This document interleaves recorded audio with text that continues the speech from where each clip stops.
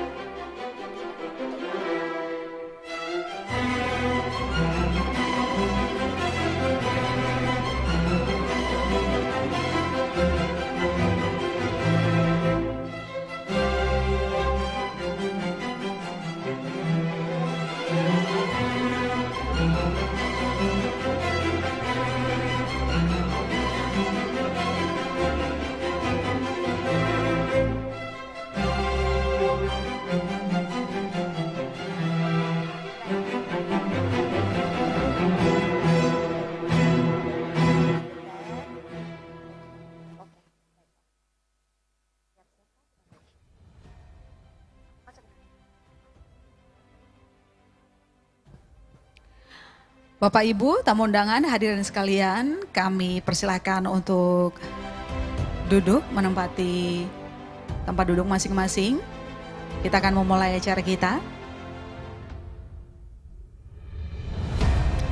Ya, hadirin sekalian, mengawali acara, mari kita bersama-sama menyanyikan lagu kebangsaan Indonesia Raya yang dipimpin oleh Ibu Syifa Yasmin Septiani. Hadirin dimohon untuk bangkit berdiri.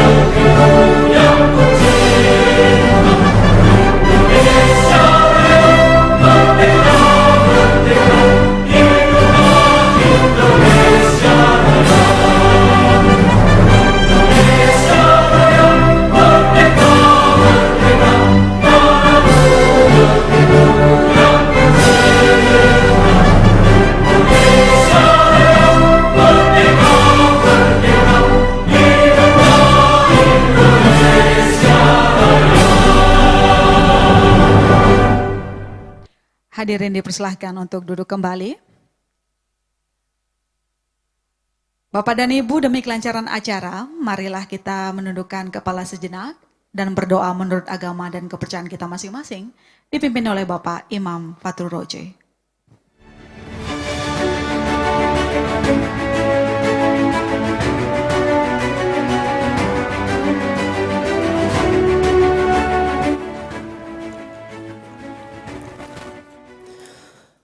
Assalamualaikum warahmatullahi wabarakatuh.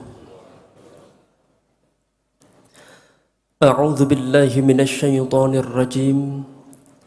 Bismillahirrahmanirrahim. Alhamdulillahi rabbil alamin.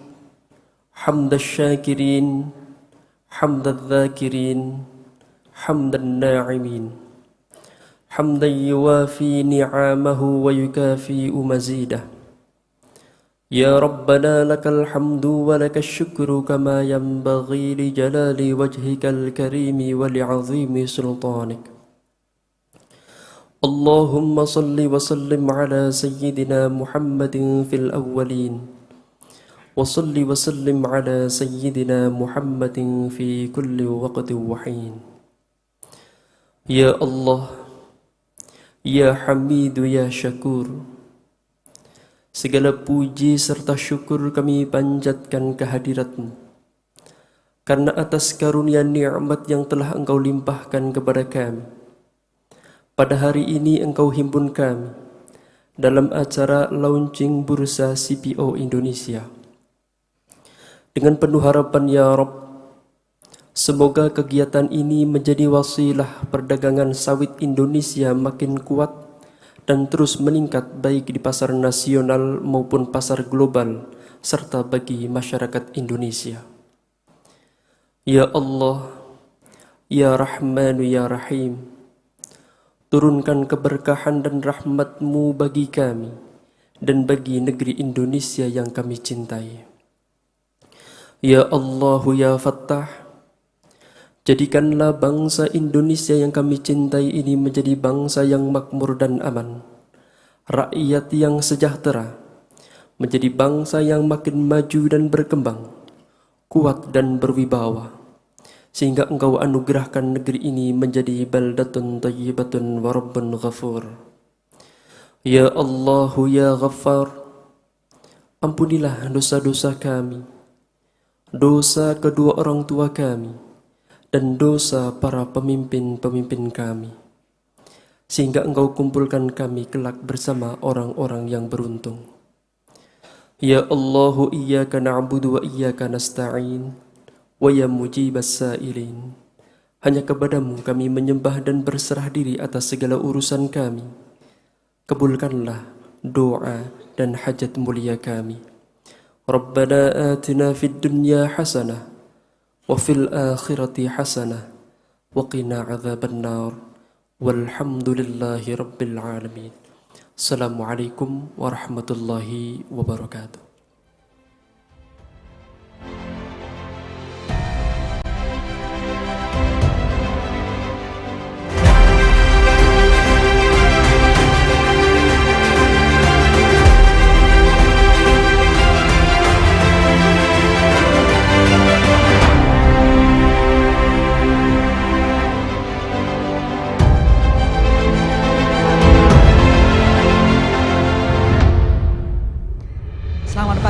Hadirin sekalian, Assalamualaikum warahmatullahi wabarakatuh. Salam sejahtera, Om Swastiastu, Namo Buddhaya, salam kebajikan. Selamat datang Bapak dan Ibu yang kami hormati dalam acara peluncuran Bursa CPO Indonesia. Sebuah kehormatan, saya mahasiswa Silviana Tarigan yang akan memandu acara dari awal sampai akhir nanti. Sebelumnya, izinkan saya menyapa terlebih dahulu yang terhormat Menteri Perdagangan Republik Indonesia Bapak Dr. Honoris Causa Zulkifli Hasan SEMM. Selamat pagi Bapak. Sehat Pak? Sehat. Alhamdulillah. Horas, mau jual-jual Pak? Saya juga menyapa Kepala Badan Pengawas Perdagangan Berjangka Komoditi Bapak Dr. Didit Nurdiatmoko MM. Selamat pagi Pak Didit. Saya juga menyapa Pimpinan Kejaksaan Agung Republik Indonesia atau yang mewakili, Pimpinan Badan Reserse Kriminal Kepolisian Republik Indonesia atau yang mewakili, Pimpinan Kementerian Lembaga atau yang mewakili, Guru Besar Universitas Lampung dan Ketua Perhepi Profesor Bustanul Arifin, selamat pagi, Dewan Pengawas dan Direksi Badan Pengelola Dana Perkebunan Kelapa Sawit BPD PKS, Pimpinan Tinggi Madya dan Pratama di lingkungan Kementerian Perdagangan. Saya juga menyapa Direktur Utama Bursa Komoditi dan Derivatif Indonesia atau ICDX Bapak Nur Salam, Komisaris dan Direksi PT ICDX dan PT ICH, Bapak Ibu Pimpinan Pelaku Usaha di bidang kelapa sawit, dan tentunya selamat pagi dan selamat datang Bapak Ibu undangan serta rekan-rekan media. Dan Bapak dan Ibu kami hormati, pada hari ini kita berkumpul bersama untuk menyaksikan launching Bursa Crude Palm Oil Indonesia. Kita akan bersama-sama mendengarkan laporan dari Kepala Bapepti, dilanjutkan dengan arahan dari Menteri Perdagangan Republik Indonesia. Sekaligus beliau akan meresmikan Bursa CPO Indonesia. Berikan dulu tepuk tangan supaya ramai acara pada pagi hari ini. Lalu setelah itu nanti kita bersama-sama mengulas lebih dalam mengenai Bursa CPO dengan narasumber luar biasa dalam diskusi panel. Dan kami mengharapkan Bapak dan Ibu dapat mengikuti acara sampai akhir nanti. Dan hadirin sekalian, untuk membuka acara, kami mengundang naik ke atas panggung Kepala Badan Pengawas Perdagangan Berjangka Komoditi Bapak Dr. Didit Nurdiatmoko MM untuk menyampaikan laporan. Kepada Bapak Didit, kami persilakan.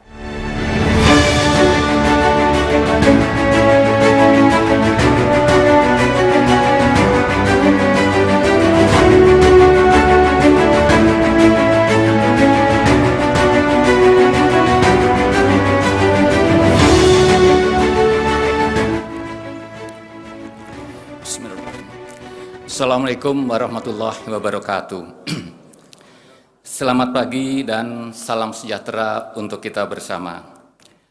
Bapak Menteri Perdagangan yang terhormat, Bapak Ibu yang mewakili kementerian dan lembaga, antara lain yang berasal dari Kementerian Koordinator Bidang Perekonomian, Kementerian Koordinator Bidang Maritim dan Investasi, dari Kementerian ESDM, dari Kementerian Keuangan, dari Bappenas, dari Kementerian Pertanian, Kementerian Perindustrian, dari Kejaksaan Agung, kemudian dari BPKP, dari Bareskrim Polri, serta selanjutnya dari Bapak Ibu pimpinan tinggi Madya dan Pratama di lingkungan Kementerian Perdagangan. Terima kasih Bapak Ibu sudah hadir. Perwakilan dari Kadin, Pak Bustanil Arifin, terima kasih Pak. Ibu Bapak yang mewakili Dewan Pengawas dan Dewan Direksi BPD PKS, kemudian Komisaris dan Direksi PT ICDX maupun ICH, Ibu Bapak para pelaku usaha di bidang kelapa sawit, serta rekan-rekan media dan hadirin sekalian. Ibu Bapak sekalian yang berbahagia, puji dan syukur kita panjatkan kehadirat Allah Subhanahu wa Ta'ala, karena atas rahmat dan karunia-Nya kita dapat hadir bersama dalam acara launching Bursa CPO Indonesia. Acara ini terselenggara kolaborasi dari Bapepti dan PT ICDX, serta didukung semua pihak yang terkait. Bapak Menteri dan Ibu Bapak sekalian yang saya hormati, sebagaimana yang kita ketahui, Indonesia berkontribusi kepada lebih dari 50% kebutuhan CPO dunia. Namun, belum memiliki harga acuan sendiri. Harga patokan ekspor saat ini dihitung berdasarkan harga dari Bursa Rotterdam, Malaysia, dan ICDX. Sedangkan untuk harga patokan dalam negeri, beberapa pelaku usaha masih menganggap belum transparan dalam penentuannya. Undang-Undang 32 tahun 1997 tentang perdagangan berjangka komoditi yang telah diubah melalui Undang-Undang nomor 10 tahun 2011 mengamanatkan pemerintah untuk mewujudkan harga referensi komoditi melalui bursa berjangka komoditi. Untuk itu, dalam mengatur tata kelola perdagangan CPO di bursa berjangka,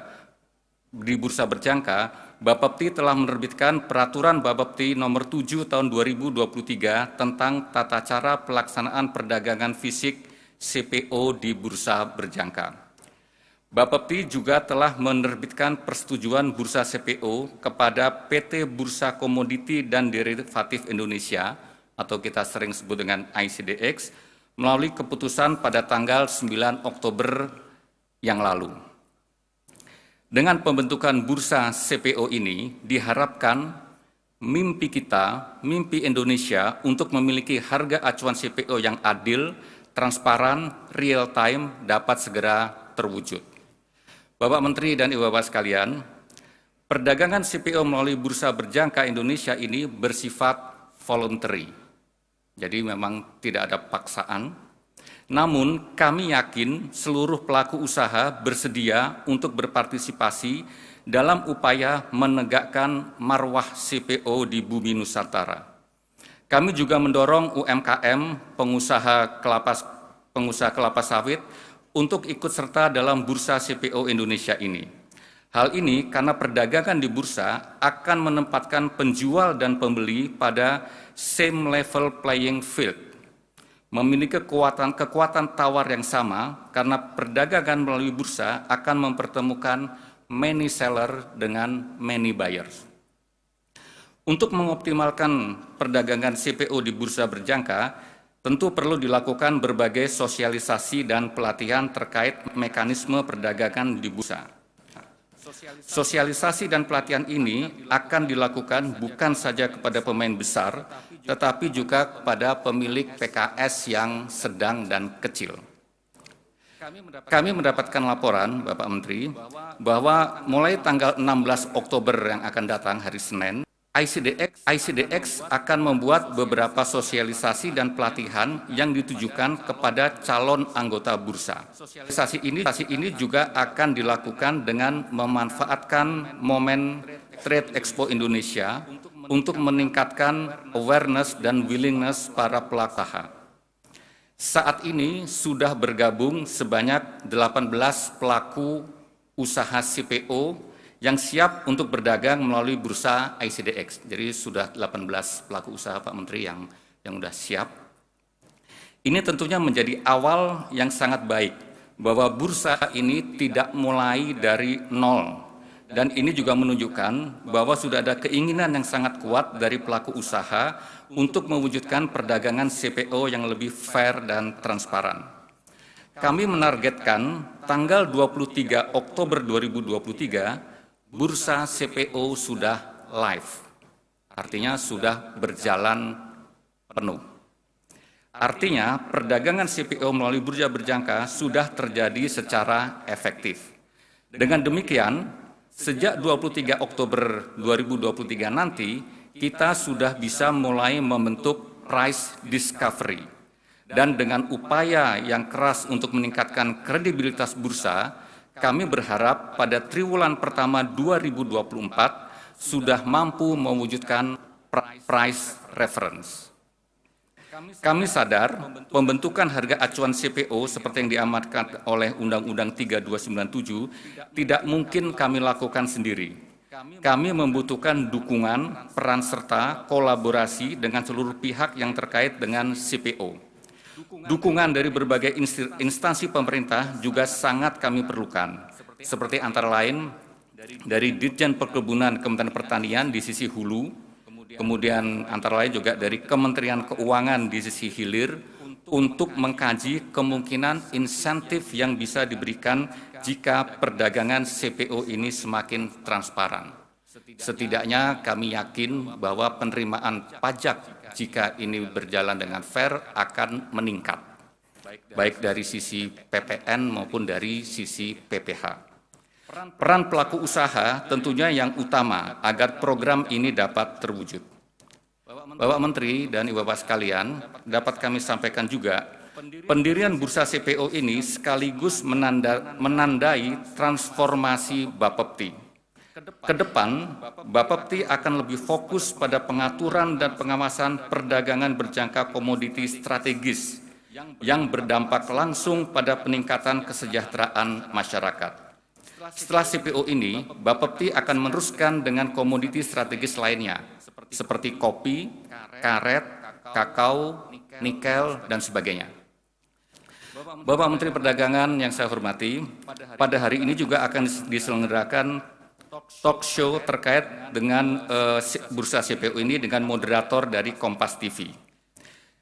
Narasumber berasal dari akademisi, sudah hadir Pak Bustani Arifin, dari Kadin, dari pelaku bursa CPO Indonesia, dan dari Bapepti. Hal ini perlu dilakukan untuk mendorong agar implementasi peraturan Bapepti nomor 7 tahun 2023 berjalan dengan baik sehingga terwujud price reference CPO di Indonesia.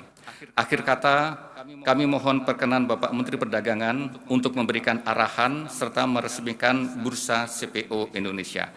Billahi taufiq wal hidayah. Wassalamualaikum warahmatullahi wabarakatuh. Terima kasih.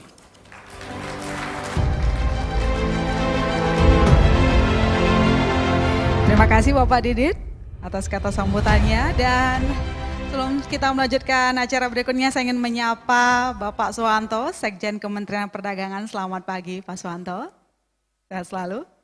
Dan untuk selanjutnya Bapak dan Ibu Saudara, kita akan mengundang yang terhormat Menteri Perdagangan Republik Indonesia Bapak Dr. Honoris Causa Zulkifli Hasan SEMM untuk berkenan naik ke atas panggung dan menyampaikan arahannya sekaligus meresmikan Bursa CPO Indonesia. Kepada Bapak Zulkifli kami persilakan.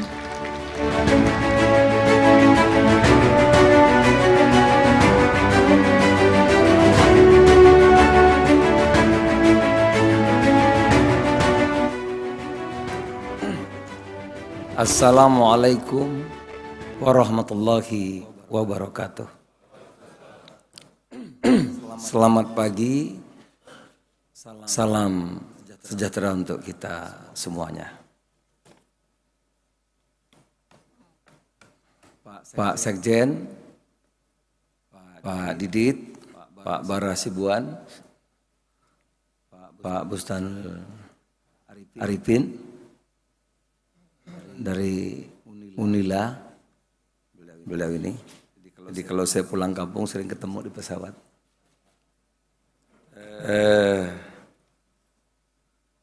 Yang mewakili Kapolri dan Jaksa Agung yang saya hormati,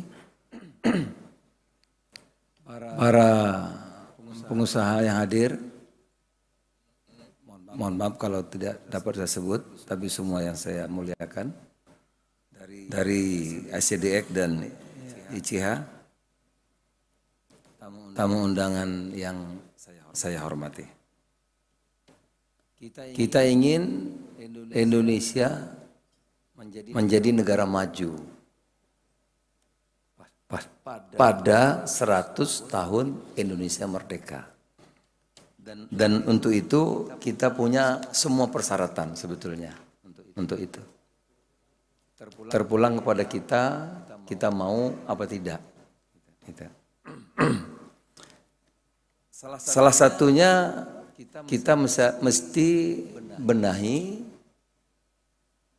tata kelola perdagangan CPO kita, yang produksinya kan nomor 1 di dunia, hampir 47 juta ton CPO.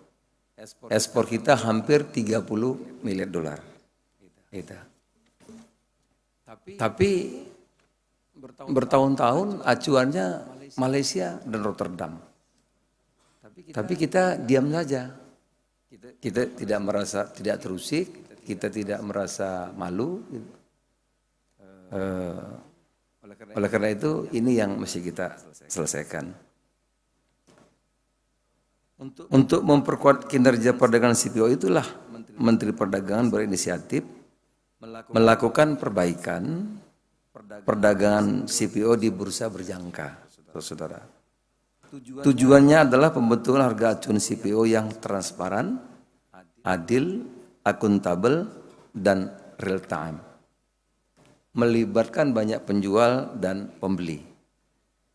Memang Peraturan Bapepti nomor 7 tahun 2023 tentang tata cara perdagangan CPO di bursa berjangka ini kebijakannya bersifat voluntary. Kita mesti biasakan pemerintah itu mengatur saja gitu. Jangan dikit-dikit mewajibkan, gitu.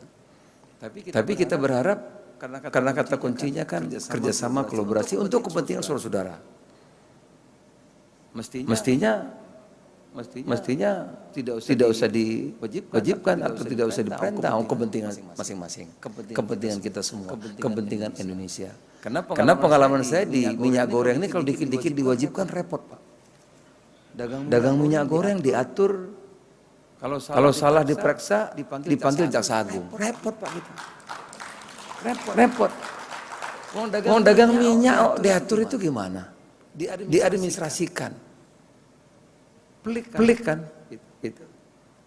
Oleh karena itu saya kira dari teman-teman pengusaha di sini, memang ini kebutuhan kita, kebutuhan saudara, kebutuhan kita semua. Oleh karena itu nggak usah diatur-atur, nggak usah dianu, sudah disiapkan sarannya, ayo. Gitu. Tahun 2009 sampai 2014, ini CPO kita ini dimusuhi. Di Amerika tuh di sweeping, kertas bahwa ini merusak lingkungan macam-macam lah. Di Eropa juga begitu. Harusnya ini dulu Menteri Pertanian yang datang. Tapi nggak tahu kenapa waktu itu Pak SBY yang dikirim saya. Wah, saya bertengkar hebat. Di Chatham House, London, Pak. Dengan seluruh profesor-profesor ahli lingkungan. Hampir 1 harian bertengkar. Belain CPO Indonesia. Karena saya merasa itu perlakuan yang tidak adil. Dari Chatham House London saya terbang lagi ke Washington DC. Ahli-ahli lingkungan ribut juga, Pak. Oh, saya ladeni aja. Itu. Karena ini base national interest, kepentingan kita yang diperlakukan tidak adil, gitu. Terakhir ini, baru-baru ini EU juga begitu. Nah, kita harus sama-sama, Pak. Ya. Kita menggugat WTO. Dukung dan doakan dong biar kita menang, kan gitu. Ya. Ya, pemerintah harus hadir dan all out. Bukan membela Bapak satu-satu, tapi ini membela kepentingan Merah Putih, kepentingan kita. Doakan aja mudah-mudahan nanti Desember kan hasilnya. Mudah-mudahan kita menang. Nah, kita berharap dengan adanya bursa ini nanti, maka barometer harga CPO dunia itu ada di kita, Pak. Wong kita nomor 1. Ikut orang, masa kita nggak tersinggung? Masa kita nggak malu gitu ya? Masa kita diam saja gitu? Negara lain nggak mau begitu. Coba lihat misalnya Malaysia, Singapura yang dekat tetangga kita, India, ya, Tiongkok, nggak akan mau. Nah, kita memang harus kalau ingin jadi negara maju, ya memang harus mau kolaborasi, kerjasama, dan punya harga diri. Bursa CPO Indonesia ini harus dikawal bersama agar mampu melayani masyarakat dan baik, sehingga bursa menjadi trusted, kredibel, dan independen. Kata kuncinya sekali lagi adalah kerjasama. Saya tekankan bahwa launching bursa CPO Indonesia ini merupakan wujud komitmen Kementerian Perdagangan dalam menciptakan ekosistem perdagangan CPO. Ke depan tentu nanti akan segera diatur juga tata kelola ekspor CPO. Gitu. Saya berharap Bursa CPO Indonesia dapat berkolaborasi dengan pemerintah, stakeholder lainnya untuk meningkatkan literasi masyarakat dalam mendongkrak transaksi CPO. Terbentuknya Bursa CPO harus mendorong penguatan perdagangan CPO dan mendukung Indonesia menjadi market influencer dan di pasar global. Ini yang pertama. Yang kedua, saudara, pemerintah juga baru-baru ini melakukan tata kelola impor dan ekspor, terutama impornya. Bapak, seluruh dunia dimanapun, kalau ekspor itu dipermudah. Tapi kalau impor diatur. Di seluruh dunia di mana saja. Tapi kita kadang-kadang terbalik. Ekspornya diatur-atur sampai ruwet gitu. Tapi impornya itu banjir. Lah ini ini gimana? Saya lapor Bapak Presiden. Pak Mendak segera rapikan. Gitu. Oleh karena itu sekali lagi saya sudah rapat di Kementerian, ekspor itu harus dipermudah karena dapat dolar. Tapi yang impor harus diatur, ditata. Contohnya kalau saya mau ekspor mangga, itu ke Jepang, ke Tiongkok, ke Korea Selatan. Udah 11 tahun Pak, nggak bisa. dengan berbagai persyaratan akhirnya nggak bisa. Tapi kita dari mana-mana buahnya banjir. Kelapa aja kita impor, Pak. Kelapa itu. Itu. Karena kemarin ada post border. Jadi dari luar negeri langsung pelabuhan itu tidak dicek lagi, tapi langsung ke post border itu ke ruko-rukonya. Nah, terus gimana kita ngeceknya? Nah, salah satu untuk menata agar impor itu terkendali, sekarang post border kita kembali kepada border lagi. Gitu. Jadi diatur dan ditata. Dan kita juga lihat, di kementerian saya lihat, kita mesti seimbang. Kalau ekspor kita mudah, ya sebanding dengan yang datang ke kita. Tapi kalau kita ke tempat itu susahnya minta ampun, ya kita juga lihat. Karena terus terang saudara, setelah saya lihat, ekspor kita itu sebagian besar sumber daya alam, hasil sumber daya alam. Jadi memang tidak tergantikan, CPO, batu bara, ya kan, nikel dan lain-lain. Gitu. Tapi impornya itu kan barang-barang jadi yang punya nilai tambah yang tinggi. Nah, kalau kita ingin menjadi negara maju tentu harus kita perbaiki. Itu yang terkait dengan ekspor dan impor. Sekali lagi kita ingin agar ekspornya dipermudah, kan itu dapat dolar, tetapi impornya kita atur dan kita tata. Akhir kata dengan mengucap Bismillahirrahmanirrahim, dengan memohon ridha Allah Subhanahu wa taala, Tuhan yang Maha Kuasa, hari ini Bursa CPO Indonesia saya resmikan.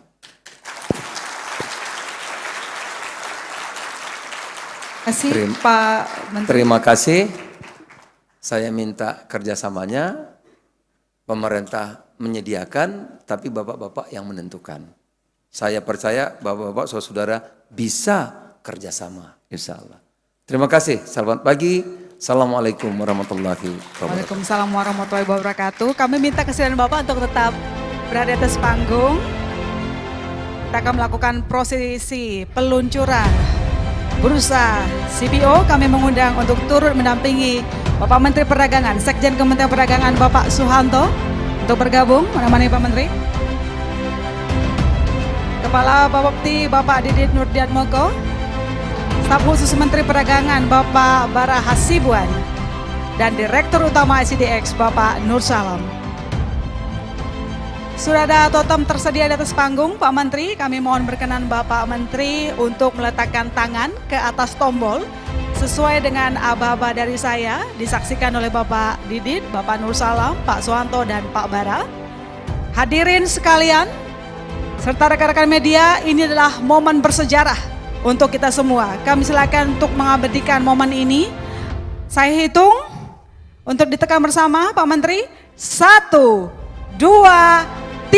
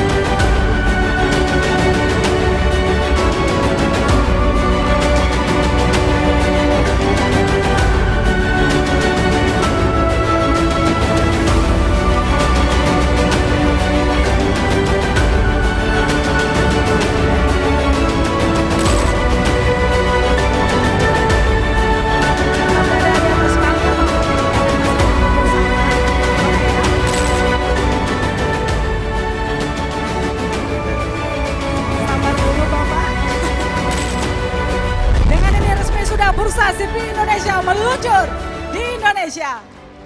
Selanjutnya kami mengundang pejabat eselon 1 Kementerian Perdagangan dan jajaran komisaris serta direksi ICDX dan ICH untuk foto bersama naik ke atas panggung. Mari kita foto bersama, kita berikan momen bersejarah untuk produsen CPO terbesar dan akhirnya kita punya Bursa CPO pasar fisik CPO Indonesia. Sekali lagi kepada pejabat eselon 1 Kementerian Perdagangan dan jajaran komisaris serta direksi ACDX dan ICH untuk foto bersama naik ke atas panggung. Bergabung bersama Pak Menteri Perdagangan Zulkifli Hasan di atas panggung. Silakan.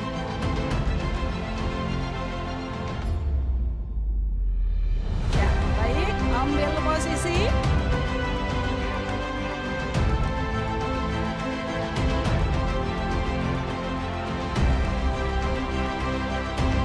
Satu, dua, tiga, gaya jempol mungkin. Iya, 1, 2, 3.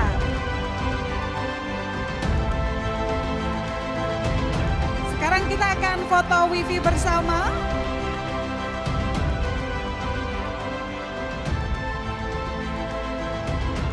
Pejabat eselon 2 Bapepti dan juga tamu undangan, kita akan foto wifi bersama.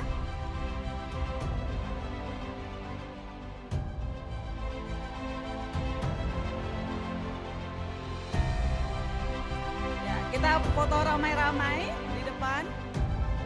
Eselon 2-nya sekali lagi kami panggilkan. Pejabat eselon 2 Bapepti dan juga tamu undangan, kita akan foto bersama. Boleh. Biar kelihatan semua.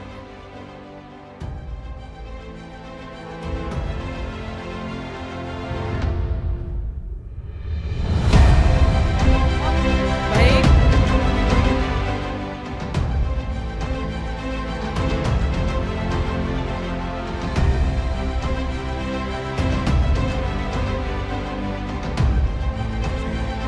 Audiensi lain kami minta untuk berdiri. Kita akan foto bersama, kameranya dari atas.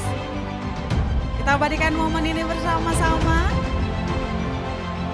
Mari kita berikan senyuman terbaik, senyuman paling bahagia pagi ini. 1, 2, 3. Sekali lagi gaya bebas, gaya lebih spektakuler. 1, 2, 3. Baik, terima kasih. Kita berikan tepuk tangan. Terima kasih sekali lagi Bapak Zulkifli, Bapak Didi dan Bapak Nusala serta Bapak Ibu semua. Kami persilahkan berkenan untuk kembali ke tempat. Bapak dan Ibu kami informasikan juga, dikarenakan ada agenda lain, Menteri Perdagangan Bapak Zulkifli Hasan akan meninggalkan tempat acara terlebih dahulu.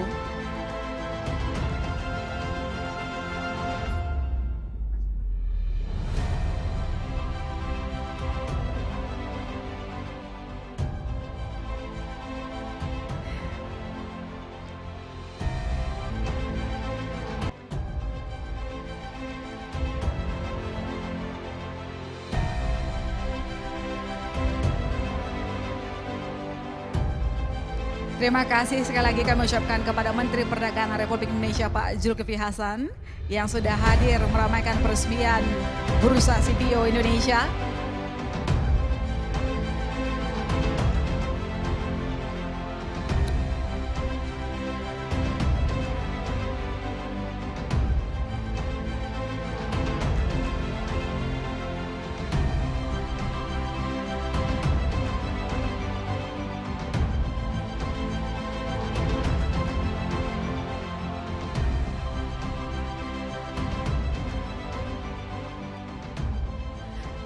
Baik, sekali lagi kami ucapkan terima kasih kepada Menteri Perdagangan Republik Indonesia yang telah hadir untuk meresmikan Bursa CPO Indonesia. Dan Bapak Ibu kita berikan tepuk tangan sekali lagi untuk peluncuran Bursa CPO Indonesia. Dengan peluncuran hari ini maka resmi juga Bursa Komoditi dan Derivatif Indonesia atau ICDX sebagai penyelenggara Bursa CPO Indonesia. Dan untuk mengenal lebih dekat dengan ICDX, marilah kita saksikan bersama video profil Bursa Komoditi dan Derivatif Indonesia dalam tayangan berikut ini.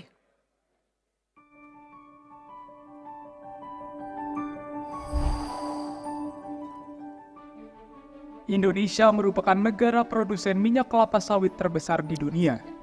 Sebagai minyak nabati yang paling banyak digunakan, CPO merupakan salah satu komoditas strategis unggulan Indonesia. pada tahun 2022, Indonesia memproduksi kelapa sawit lebih dari 45 juta ton. Hal ini menunjukkan betapa signifikan CPO Indonesia di mata dunia. ICDX berupaya untuk mewujudkan kedaulatan Indonesia atas komoditas unggulannya dengan turut andil dalam mengembangkan industri kelapa sawit nasional. Perjalanan ICDX dimulai dengan keberhasilan ICDX meluncurkan kontrak berjangka CPOTR pada tahun 2010. Kontrak berjangka CPOTR menjadi tolak ukur harga patokan ekspor untuk eksportir minyak sawit Indonesia. ICDX berkomitmen untuk terus berinovasi dan bersinergi dengan seluruh pemangku kepentingan dalam mengembangkan perdagangan komoditas strategis Indonesia.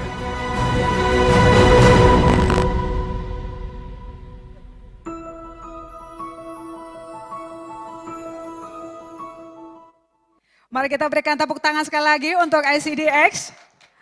Semoga ICDX dapat menjalankan bursa CPO Indonesia sesuai dengan harapan kita semua.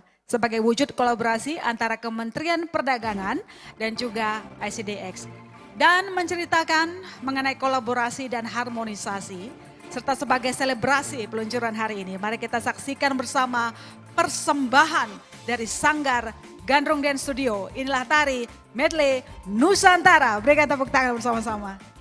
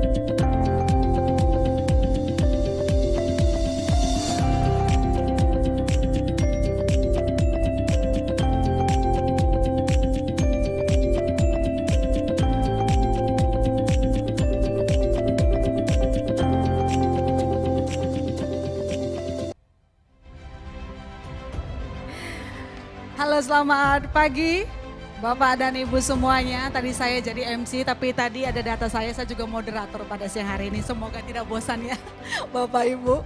Tapi yang jelas tentu tidak akan bosan karena narasumber kita kali ini akan menjawab semuanya secara tuntas. Mungkin para pelaku usaha masih ada sesuatu yang ingin ditanyakan begitu terkait dengan bursa CPO, bagaimana sistemnya dan kawan-kawan nantinya, bagaimana nanti kita membentuk harga referensi sendiri, apakah mungkin atau tidak, nanti dijawab di panggung ini. Seperti kita tahu bersama Bapak dan Ibu, kelapa sawit merupakan salah satu komoditi ekspor Indonesia yang sangat besar. Dan nilai ekspor CPO Indonesia mencapai 29,62 miliar dolar Amerika Serikat pada tahun 2022. Angka ini jauh lebih tinggi dari Malaysia, tapi nyatanya sampai sekarang, baru sekarang akhirnya kita punya namanya Bursa CPO Indonesia. Nah bayangkan tuh, ini merupakan catatan sejarah yang patut kita apresiasi. Sebagai salah satu produsen dan eksportir utama CPO dunia, Indonesia harus mampu menetapkan harga referensi CPO untuk pasar global. Mungkin atau tidak, bagaimana cara mewujudkannya akan dijawab oleh narasumber saya nanti. Dan ini merupakan mandat Undang-Undang nomor 32 tahun 1997 tentang perdagangan berjangka komoditi sebagaimana telah diamandemen dengan Undang-Undang nomor 10 tahun 2011 yang mengamatkan pemerintah untuk mewujudkan harga referensi komoditi melalui bursa berjangka. Dan berdasarkan hal tersebut, Bapak dan Ibu, dari perintah Menteri Perdagangan pada rapat kerja Bapeti 2003, Bapeti berupaya untuk membangun harga acuan atau price reference CPO melalui bursa berjangka. Tanpa lebih lama lagi saya yang berbicara, saya biarkan nanti narasumber saya akan menjelaskan lebih lengkap. Namun sebelum itu mari kita saksikan tayangan video berikut ini. Tujuan utamanya adalah membentuk Price Reference Indonesia, Price Reference CPO Indonesia, sehingga harga patokan ekspor kita mengacu kepada harga yang ada di bursa di Indonesia, bukan bursa di luar negeri. Gitu. Jadi kalau exchange-nya harga lebih rendah ataupun lagi tinggi, dia akan ada impact kepada kedua-dua exchange itu. Tapi yang terpenting adalah menjaga supaya tidak ada manipulasi, kalau tidak ada manipulasi dan kecurangan-kecurangan tertentu tentunya. Ya. Oke. Pak Menko, Pak Presiden mengatakan kita sawit terbesar, tapi kok mengacu ke Malaysia harganya. Terus mengacu ke Belanda. Loh kita kok nggak ada. Jadi kalau kita menghitung harga, lihat dulu tuh bursa Malaysia, bursa Belanda, lah kita nggak ada gitu. Iya. Itu penting ada. Tapi jangan sampai bursa ini mempersulit atau menambah rantai birokrasi yang nggak perlu, gitu. Jadi prinsipnya ada bursa justru untuk mempermudah, bukan untuk membuat susah. Jadi bukan menyulitkan, tapi mempermudah pengusaha, mempermudah kita semua, dan mempunyai kita patokan harga, gitu. Oleh karena bicarakan secara teknis, toh semua aturan yang dibuat itu tujuannya agar meningkatkan efisiensi. Kemudian meningkatkan transparansi, pada akhirnya itu nanti akan meningkatkan perdagangan kita. CPO, crude palm oil, minyak kelapa sawit. Kita tahu negara kita sekarang ini memiliki 13 juta kebun kelapa sawit yang setiap tahun berproduksi sekarang ini kurang lebih 46 juta ton per tahun. Kepada para pengusaha kelapa sawit, Menteri Perdagangan Zulkifli Hasan menyebut bursa CPO yang ditargetkan diluncurkan pada Juni 2023 bertujuan agar Indonesia berdaulat menentukan harga minyak sawitnya.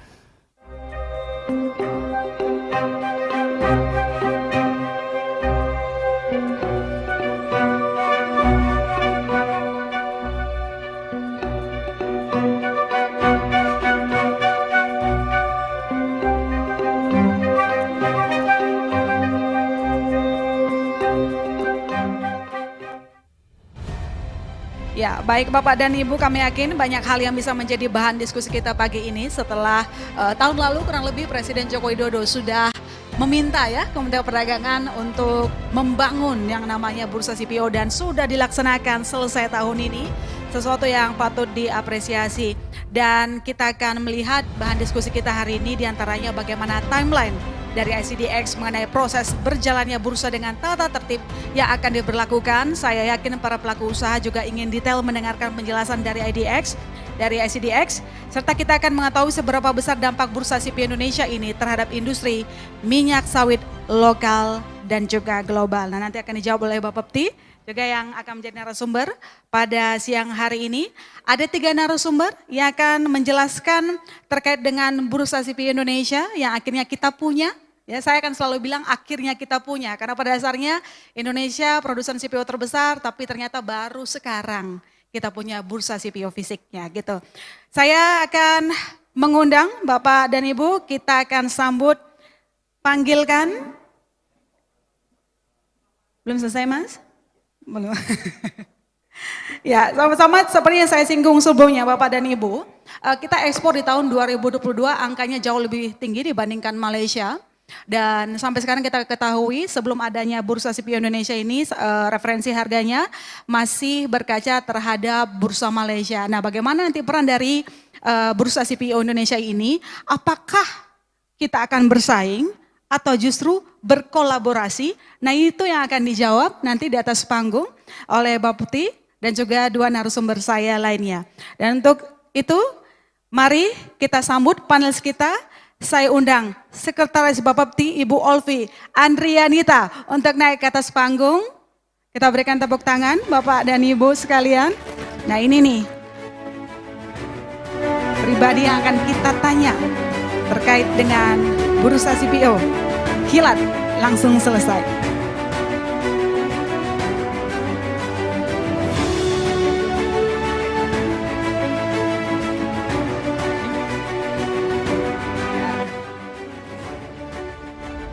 Selamat pagi, Bu Olvi. Pagi bahagia ya? Alhamdulillah. Selain Bu Olvi yang akan menemani Bu Olvi di atas panggung, ada Profesor Dr. Insinyur Bustanul Arifin, kami undang untuk naik ke atas panggung. Pak Bustanul, mari kita berikan tepuk tangan.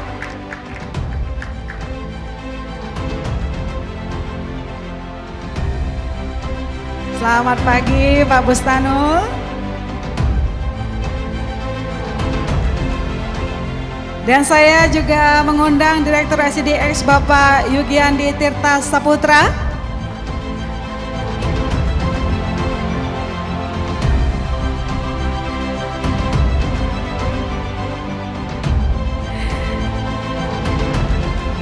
Ya, baik. Sudah lengkap narasumber kita di atas panggung bersama-sama. Terima kasih Bapak Ibu sudah bergabung bersama-sama untuk mensosialisasikan lah kita sebutnya ya, terkait dengan habisnya diluncurkannya bursa CPO Indonesia. Sesuatu yang ditunggu, dinanti-nanti, banyak pertanyaan yang muncul di publik. Ini kok jadi negara produsen minyak sawit terbesar, ekspornya juga angkanya nggak main-main, kok nggak punya yang namanya bursa CPO, ya nggak sih? Hari ini nyinyir itu tolong hentikan, karena sudah ada bursa CPO Indonesia. Kita berikan tepuk tangan sekali lagi Bapak dan Ibu. Ini kabar yang membanggakan ya kita sebutnya, ketika yang tadi saya kan nyinggung terus ya Bapak Ibu Polvi juga, yang namanya sebagai negara dengan ya penghasilan dari CPO yang sangat besar begitu, mengalahkan Malaysia yang sudah punya bursa CPO-nya terlebih dahulu, akhirnya kita punya. Pertanyaan begini Bu Olvi, sebenarnya bagaimana kita baru punya sekarang? Nah sebelumnya kan memang targetnya kemarin Juni gitu ya. Lalu kemudian mundur, saya yakin memang ada prinsip kehati-hatian di sana. Tetapi kenapa baru sekarang? Nah kalau baru sekarang ada bursa CPO fisiknya, maka bagaimana selama ini proses transaksi CPO di Indonesia? Silakan. Terima kasih Mbak Ilona. Saya kira gini ya, jadi ini adalah mimpi seluruh masyarakat Indonesia. Jadi kita semua pemerintah, bukan saja Kementerian Perdagangan dalam hal ini Bapepti, tetapi seluruh pelaku usaha juga kita mimpi ingin punya bursa sendiri. Tetapi memang berjalan dengan membuat suatu kebijakan, aturan, tentu itu tidak mudah. Tapi kita harus melakukan banyak konsultasi dengan seluruh stakeholders, bahkan harus ada penyusunan regulatory impact assessment-nya demikian. Tetapi semua masukan ini tentu harus kita mitigasi dan kita membuat seadaptif mungkin regulasinya ini tidak menjadi beban buat pelaku usaha dan kita ingin terus ini memberikan kontribusi buat perdagangan di dalam negeri dan buat ekspor gitu loh. Jadi itu yang menjadikan baru hari ini. Sebetulnya transaksi ini untuk ekspor CPO ya selama ini kan kita sudah punya bursa berjangka juga yang memang mengelola, mengatur juga transaksi PBK-nya. Tetapi memang belum secara spesifik diatur oleh pemerintah untuk CPO ya. Kita ngomongin CPO gitu Mbak. Tapi yang jelas selama ini sampai baru di bulan Oktober ini dirilis karena memang menerapkan prinsip kehati-hatian. Enggak hati-hati juga, Hati-hati ngobrol juga. yang lebih Hati-hati banyak. juga. Ngobrol yang Ngobrolnya. banyak sehingga solusinya menjadi yang terbaik buat seluruh pemangku kepentingan di tanah air. Saya kira gitu. Dan harapannya bursa CPO ini sudah memuaskan semua pihak ya, termasuk Iya. petani TBS juga. Itu ke depan harus. Itu ke depan Iya. harus. Oke, pelaku usaha tentu. Iya. Baik, nanti saya ke Boy lagi. Saya ke Pak Bustanul. Pak Bustanul, kalau tadi dibilang sama Bu Olvi ya ini sebuah pencapaian begitu dan saya rasa Pak Bustanul sepakat ya. Ini sebuah pencapaian. Kalau kita lihat sebenarnya yang jadi pertanyaan besar itu adalah sekali lagi kenapa baru sekarang dan sudah dijawab sama Bu Olvi. Karena memang untuk total produksi CPO dunia tahun 2022 itu kan 77,22 ton begitu ya. Dan mayoritas yang dominasi itu produksi Indonesia 45,5 ton. Baru posisi kedua itu ada Malaysia dengan produksi 18,8 ton dan ketiga Thailand 3,26 ton. Nah kalau dari perspektif Anda begitu secara akademisi yang suka sekali mengkritik atau memberikan usulan dan punya data-data begitu. Apa yang bisa Pak Bustanul cerna di sini? Apa yang perlu kita perhatikan ke depan mungkin setelah terbentuk dan supaya maksimal karena kan tujuannya ini paling jauh, paling keren saya lihatnya preferensi harga. Well ini sebuah target yang sangat optimis saya lihatnya, silakan. Baik, Mbak Ilona, Bapak Ibu sekalian, Assalamualaikum warahmatullahi wabarakatuh. Terima kasih atas undangannya Mbak Pepti, Pak yang terhormat, Bu Ses, kemudian Pak Yugi, para pelaku ada Pak Senior di situ, ada Pak Gus Mardi dan Pak Kasan. Begini Mbak Ilona, pertanyaan Anda kira-kira mengapa baru sekarang dan lain-lain. Terus terang kita berdebat, berdiskusi, saya dengan teman-teman pengusaha, dengan petani, yang di Apkasindo, yang di Gapki, sama persis. Mengapa lamban? Karena waktu itu mau diwajibkan, serius. Kalau mandatori nggak suka mereka. Makanya tadi Pak Menteri menggarisbawahi ini voluntary karena setidaknya referensi harga, price discovery yang diutamakan, didahulukan ya. Kalau diwajibkan mungkin berat ya. Ingat yang diwajibkan di Indonesia itu ISPO. Yang voluntary RSPO. ISPO adalah sertifikasi di hulunya ya. Indonesia Sustainable Palm Oil dan RSPO. Dan itu kita bisa lihat aja perbandingannya. Nah dari pilihan ini sehingga hari ini di launching bukan sekedar menjadi referensi harga, syukur-syukur bisa memberikan harga yang memang mencerminkan value yang sebenarnya. Tadi Mbak Ilona tanya, apakah akan nanti meningkatkan harga TBS, harga petani kan? Sementara ini Mbak Ilona, fluktuasi itu sudah menjadi bagian hari-hari, baik bagi pelaku maupun bagi petani. Dan bahkan di petani, ingat tahun 2022 ketika pemerintah melarang, yang terhantam bukan hanya pelaku, petani juga terhantam karena memang ketidakpastian waktu itu harga anjlok dan lain-lain. Nah ini mudah-mudahan tidak terjadi lagi. Jadi referensi itu menjadi penting dan pelan-pelan makin kredibel bursanya Pak Yugi nanti itu makin dipercaya bahwa itu referensi, mungkin pelan-pelan akan menjadi referensi beneran gitu. Itu nanti dimulai dari bagaimana kita menghargai bursa itu sendiri. Ingat ini bursa fisik, bursa berjangkanya ada di BBJ, beliau juga pelaku di bursa berjangka juga. Pelan-pelan, yang logikanya itu bursa fisik dan bursa berjangka bergerak seiring. Kalau melebar itu tidak saling mendukung. Nah, bagaimana kredibilitas itu dibangun, kredibilitas pasar itu menjadi sangat penting. Menurut saya nanti mohon pelaku nanti itu betul-betul gunakan sesuatu yang memberikan sinyal positif bagi pelaku. Jangan ada yang main nimbun, ada yang main peta umpet sendiri, atau bahkan yang satu berusaha kuat mengarah pada sustainable palm oil. Satunya menghancurkan, itu kan nggak benar juga, tidak saling mendukung. Jadi kredibilitas baik dengan harga maupun perilaku dari pengusahaan kelapa sawitnya menjadi sinyal penting. Kedua, Mbak Ilona, menurut saya ini adalah langkah awal yang tadi Pak Menteri sampaikan, langkah awal tonggak pertama Pak Menteri atau Pak Didit tadi yang menyampaikan, kalau ini jalan mungkin ketika kita bergerak ke kopi, ke kakao itu akan lebih mudah, ya. Karena ini kita menjadi produsen terbesar, Anda tadi menyebutkan data, karena kalau kita dan Malaysia ditambah itu dijumlahkan kan sudah 85% sendiri, ya. Dan dari situ kalau harga kredibel, nanti yang lain-lain, oh ternyata Indonesia bisa dipercaya. Oh ternyata Indonesia mampu mengarah sustainability. Jadi pada akhirnya teman-teman yang sering mengkritik bahwa sawit merusak lingkungan, bahwa sawit membunuh satwa dan lain-lain itu akan terjawab. Oh ternyata kredibilitasnya bisa dijaga.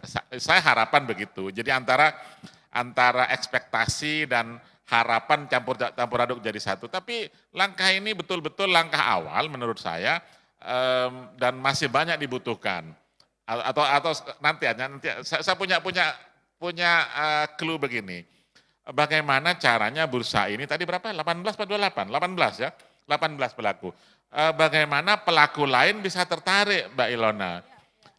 Kalau pelaku lain tidak harus tertarik, menurut saya, ya tagihan saya, insentif apa yang perlu diberikan kepada mereka supaya masuk di situ. Nanti kalau masuk di situ tapi komandannya nanti ICDX semua, misalnya nanti nggak tertarik juga ya. Saya berpikir kalau teman-teman ini diberikan insentif apapun itu, insentif PPN lah misalnya, atau pajak yang lain ya, mungkin bisa loh. Dan ini Bu Olvi punya PR kayaknya yang harus negosiasi dengan teman-teman di sebelah, di lapangan Banteng. Nanti kita bahas lagi ya, makasih ya. Baik, terima kasih. Sebelum saya ke Pak Tirta, kalau Pak Tirta saya punya pertanyaan gong soalnya. Saya ke Bu, boleh lagi, Pak Yogi aja manggilnya. Baik Pak Yogi, sebelum ke Pak Yogi, boleh menjawab ditanyakan Pak Bustanul tadi. Sebenarnya sejauh ini untuk menarik lebih banyak lagi pelaku usaha begitu bergabung di Bursa CPO, apakah memang sudah ada disediakan ngobrol-ngobrol, ngopi-ngopi cantik dengan lapangan Banten, insentif-insentif yang mungkin akan diberikan nanti? Ditunggu juga tuh jawabannya sama Pak Yogi. Kalau ngobrol sama Pak Bustanul tuh PR saya banyak banget Bu, Mbak Ilona. Jadi memang ini belum beres, itu belum beres, ini belum beres, ini urusan Kemendak, ini urusan Kemendak. Rata-rata semua urusan Kementerian Perdagangan, walaupun yang kita urus itu misalnya perkebunan, kelapa sawit gitu kan.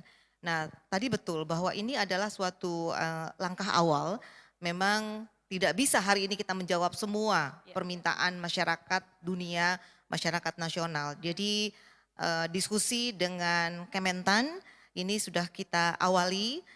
Tentu setelah ini kita akan lebih lagi intensif berkolaborasi dengan minimal di Jenbun ya untuk memperbaiki, mendorong karena kebijakannya ada di Kementerian Pertanian untuk mendorong bagaimana TBS ini menjadi lebih baik gitu loh. Ini satu mungkin insentif buat petani nih Pak Inul. Kemudian kami juga dengan Kementerian Keuangan, dengan Bea Cukai, dengan BKF untuk yang tadi masalah pajak dan sebagainya ya.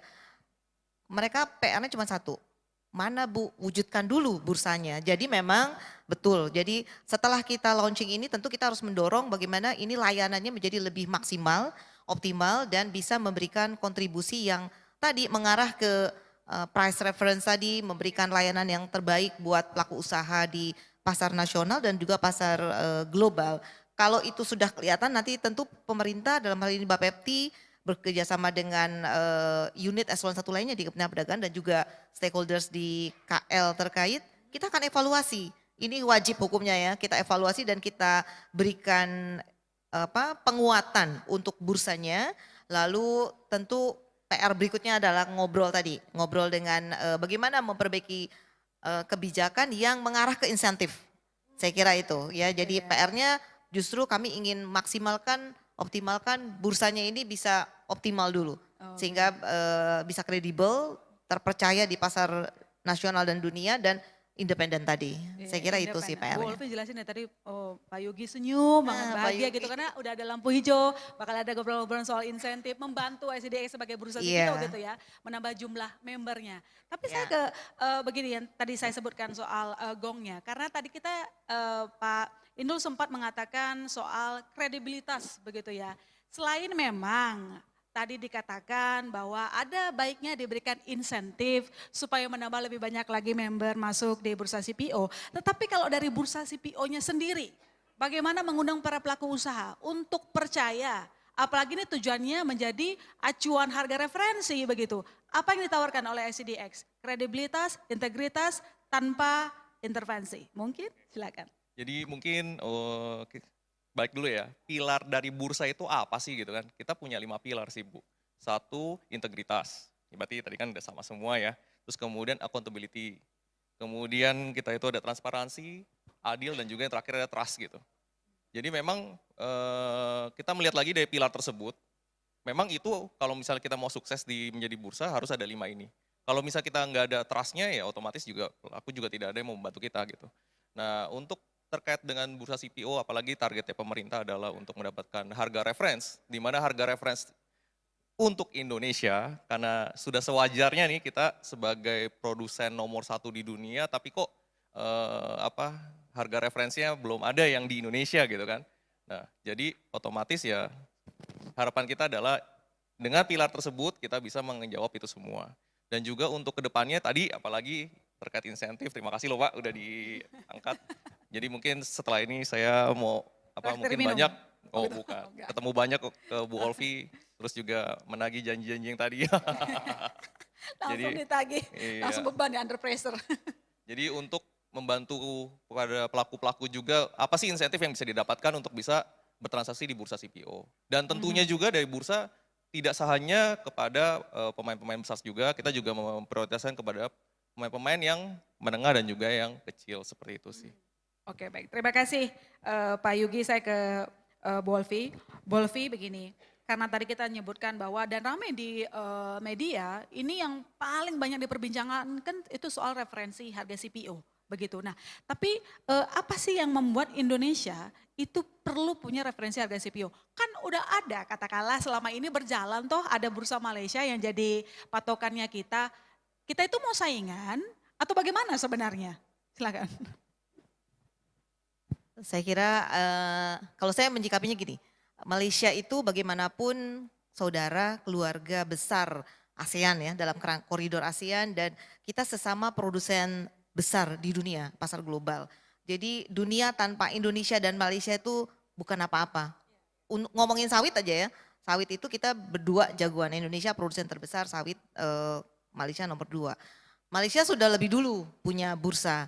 Tentu kita susahlah bersaing ya dengan Malaysia untuk saat ini ya.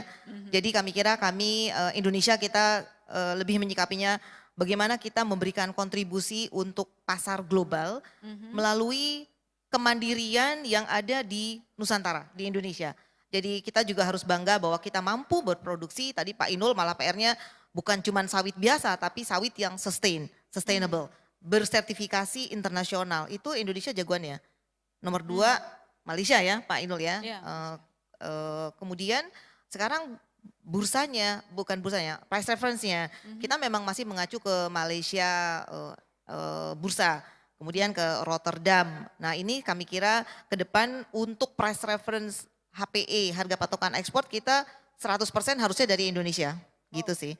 Jadi kami akan bergandengan tangan dengan Malaysia untuk menggapai pasar dunia gitu loh, kira-kira gitulah. Jadi komplementari ya, jadi Indonesia itu justru ingin berpartner dengan Malaysia, bursa. Oh, berpartner, berarti kolaborasi ya, tidak Harusnya ada kita saling kolaborasi, mengejar. iya. Ya, dan Kan itu kita juga punya IPOCC segala macam kan, Iya, iya. Indonesia Malaysia tuh ada di situ. Jadi kita berdua, kita Indonesia Malaysia nih pegang sawit dunia kira-kira gitu kan. Saya rasa ini merupakan jawaban yang menyenangkan hati pelaku usaha begitu ya, karena ini bukan soal PR-nya memang berkompetisi. banyak, PR-nya banyak, ya. PR-nya memang banyak. Tapi berarti Bu, saya sedikit karena tadi menyinggung soal HPE begitu, apakah harga transaksi di bursa akan digunakan sebagai HPE? Harga patokan Ke depan ya, harus. Ke depan ya. Nanti ini tentu kami kolaborasi dengan Ditjen Perdagangan Luar Negeri karena mereka yang akan mengatur kebijakan itu, tapi sumbernya tentu dari kebijakan yang sudah ada saat ini. Bursa berjangka yang sudah ada saat ini yang mengatur sawit melalui bursa. Oke, Pak Yogi mungkin ada tanggapan bahwa nanti katanya HPE bisa dijadikan patokan begitu? Menurut saya memang harusnya kalau kita tujuannya Indonesia adalah membentuk bursa ini untuk mendapatkan price reference, ya pasti price reference itu digunakan untuk apa gitu kan. Kalau misalnya tidak digunakan buat apa-apa ya percuma juga buat ada price reference gitu. Nah, sehingga kalau misalnya tadi dari Bu Olvi bilang adalah price reference ini digunakan untuk menjadi HPE, atau kan untuk misalnya kayak HPE kan digunakan untuk tax and levy, ya kan? Kemudian juga, maka itu saya rasa sangat penting sih Bu. Berarti sepakat ya di sini, tinggal pelaksanaannya tunggu waktu begitu ya Bu ya, karena tadi disampaikan ini masih proses awal, sesuatu yang bukan ya, kalau orang katanya kan lebih baik terlambat daripada tidak dimulai sama sekali. Nggak telat ya Bu, saya langsung mau dijawab kalau ngomong telat, silakan. Ini boleh nggak saya sharing dikit ya? Jadi boleh. diskusi dengan pelaku usaha di pasar global ya, dalam certain discussion di Kuala Lumpur waktu itu. Jadi mereka bilang gini, kalau itu terjadi, kalau itu memang bisa, maksudnya kita bisa ngatur dengan bursa berjangka sendiri, that's really noble initiative, Olvi katanya gitu. Jadi mereka, kita dukung dia bilang, tapi harus jangan memberatkan pengusaha, jangan malah membuat ini menjadi semakin menyulitkan, dia bilang gitu ya. Terus dan Malaysian bursa sendiri ya mention bahwa saya udah pernah cerita sama beberapa teman-teman bahwa mereka dukung, mereka dorong. Kalau memang mereka lebih advance tentu lah ya, karena dia udah duluan dan mereka ingin kolaborasi dengan kita juga. Oke, berarti mereka memang melihat peluang iya, kolaborasi kita pernah di diskusi, depan, kita pernah ngobrol. Ya. Saya rasa kalau misalnya sudah ada sepakat dukungan dari negara tetangga, harusnya kan bisa lebih cepat maju, dan kita kan juga sudah punya case yang bisa kita pelajarin ya Bu, ya nggak ya, kalau kayak kemarin kita meluncurkan bursa kripto itu kan sendiri jadi leading begitu ya. Kalau yang ini kita ada belajarnya begitu dari orang lain, harusnya lebih matang. Saya ke Pak Bustanul. Karena dari tadi saya tahu Pak, kita tahu bahwa ini kan bentuknya untuk pasar lokal begitu ya. Tapi karena dari tadi dimention terus soal harga referensi CPO, kalau dari Bapak sendiri melihatnya seperti apa? Apa tantangan untuk kita bisa menciptakan referensi harga sendiri begitu untuk Indonesia yang selama ini masih bergantung begitu di Malaysia? Silakan. Baik, pelan-pelan begini, Mbak Ilona, pertanyaannya bersayap tuh 3 atau 4 ya. Yang pertama gini, jadi sebelum ada larangan tahun 2002, Bursa Indonesia melalui KPB ya, itu sudah menjadi referensi. Sedikit, sudah mulai naik. Ingat Pak, waktu itu kita bahkan lebih tinggi dari Malaysia. Mengapa? Karena waktu itu kita genjot dengan biofuel. Ini ada pengaruhnya. Ketika kita biofuel push sampai B30, harga makin tinggi dalam negeri, kaget Malaysia. Indonesia begitu ya. Itu pembentukan harga itu biasa, lalu CPO kesedot semua menjadi biofuel, kita sudah mulai tinggi. Nah, referensi itu sudah mulai di depan, seriously.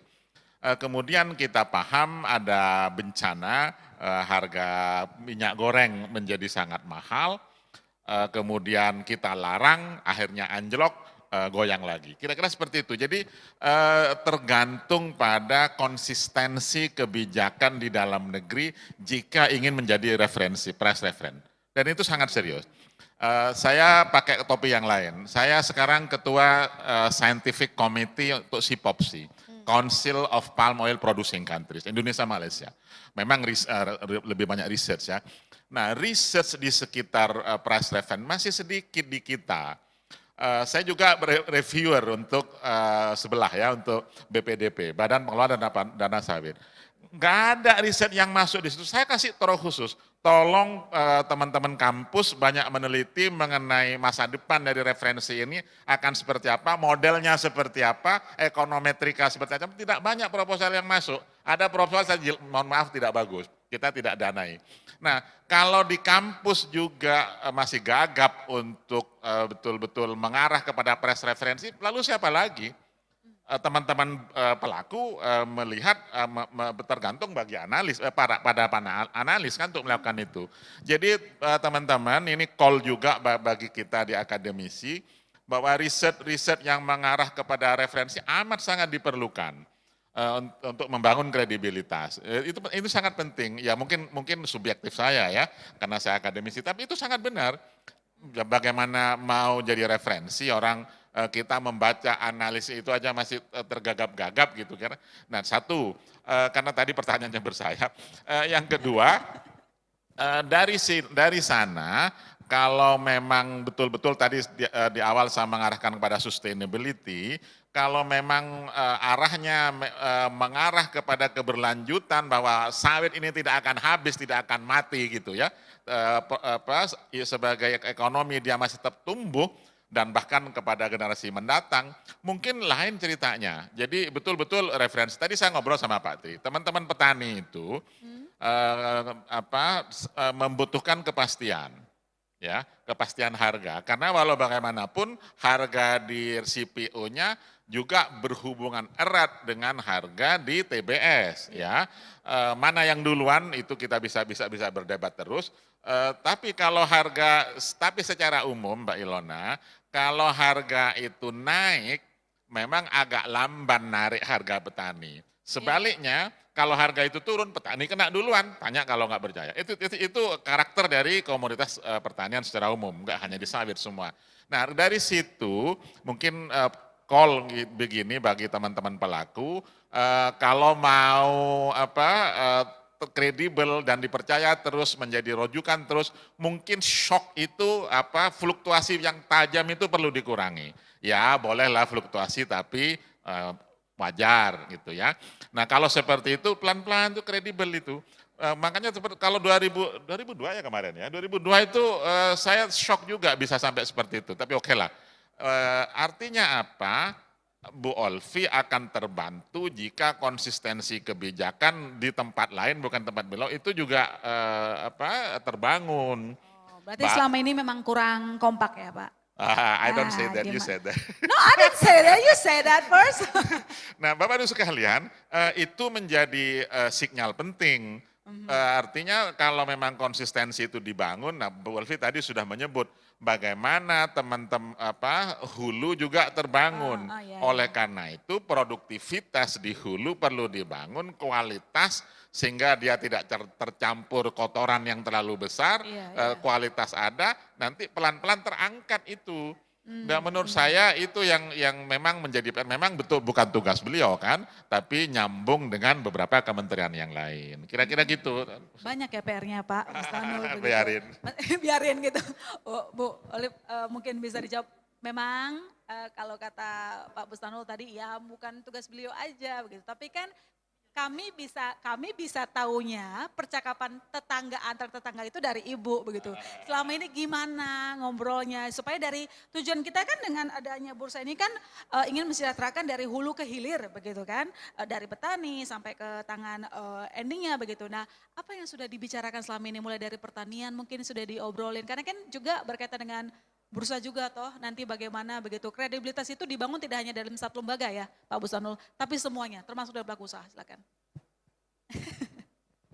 Kalau dalam forum group discussion yang kolaborasi Bapepti dengan Badan Kebijakan Perdagangan, jelas sekali bahwa Kementan itu justru menginginkan adanya suatu bursa berjangka yang memang bisa mengatur price reference. Bukan mengatur sih, ujung-ujungnya bisa menjadikan acuan harga nasional gitu untuk price reference bahkan pasar global, dan mereka juga selama ini betul yang Pak Inul bilang, jadi masih ke KPBN Pak, tetapi katanya itu banyak yang belum fair buat petani. Ini kata asosiasi petani ya Pak, bukan kata saya. Tapi saya kira memang tadi disebut Pak Inul itu bukan bursa berjangka yang sesuai ketentuan di bursa berjangka. Jadi yang sekarang makanya Bapepti membuat peraturan Bapepti nomor 7 Pak tahun 2023 ini untuk membenahi transaksi-transaksi yang sudah ada sehingga aturan mainnya menjadi lebih jelas, dan nanti pada saat dilakukan pengawasannya itu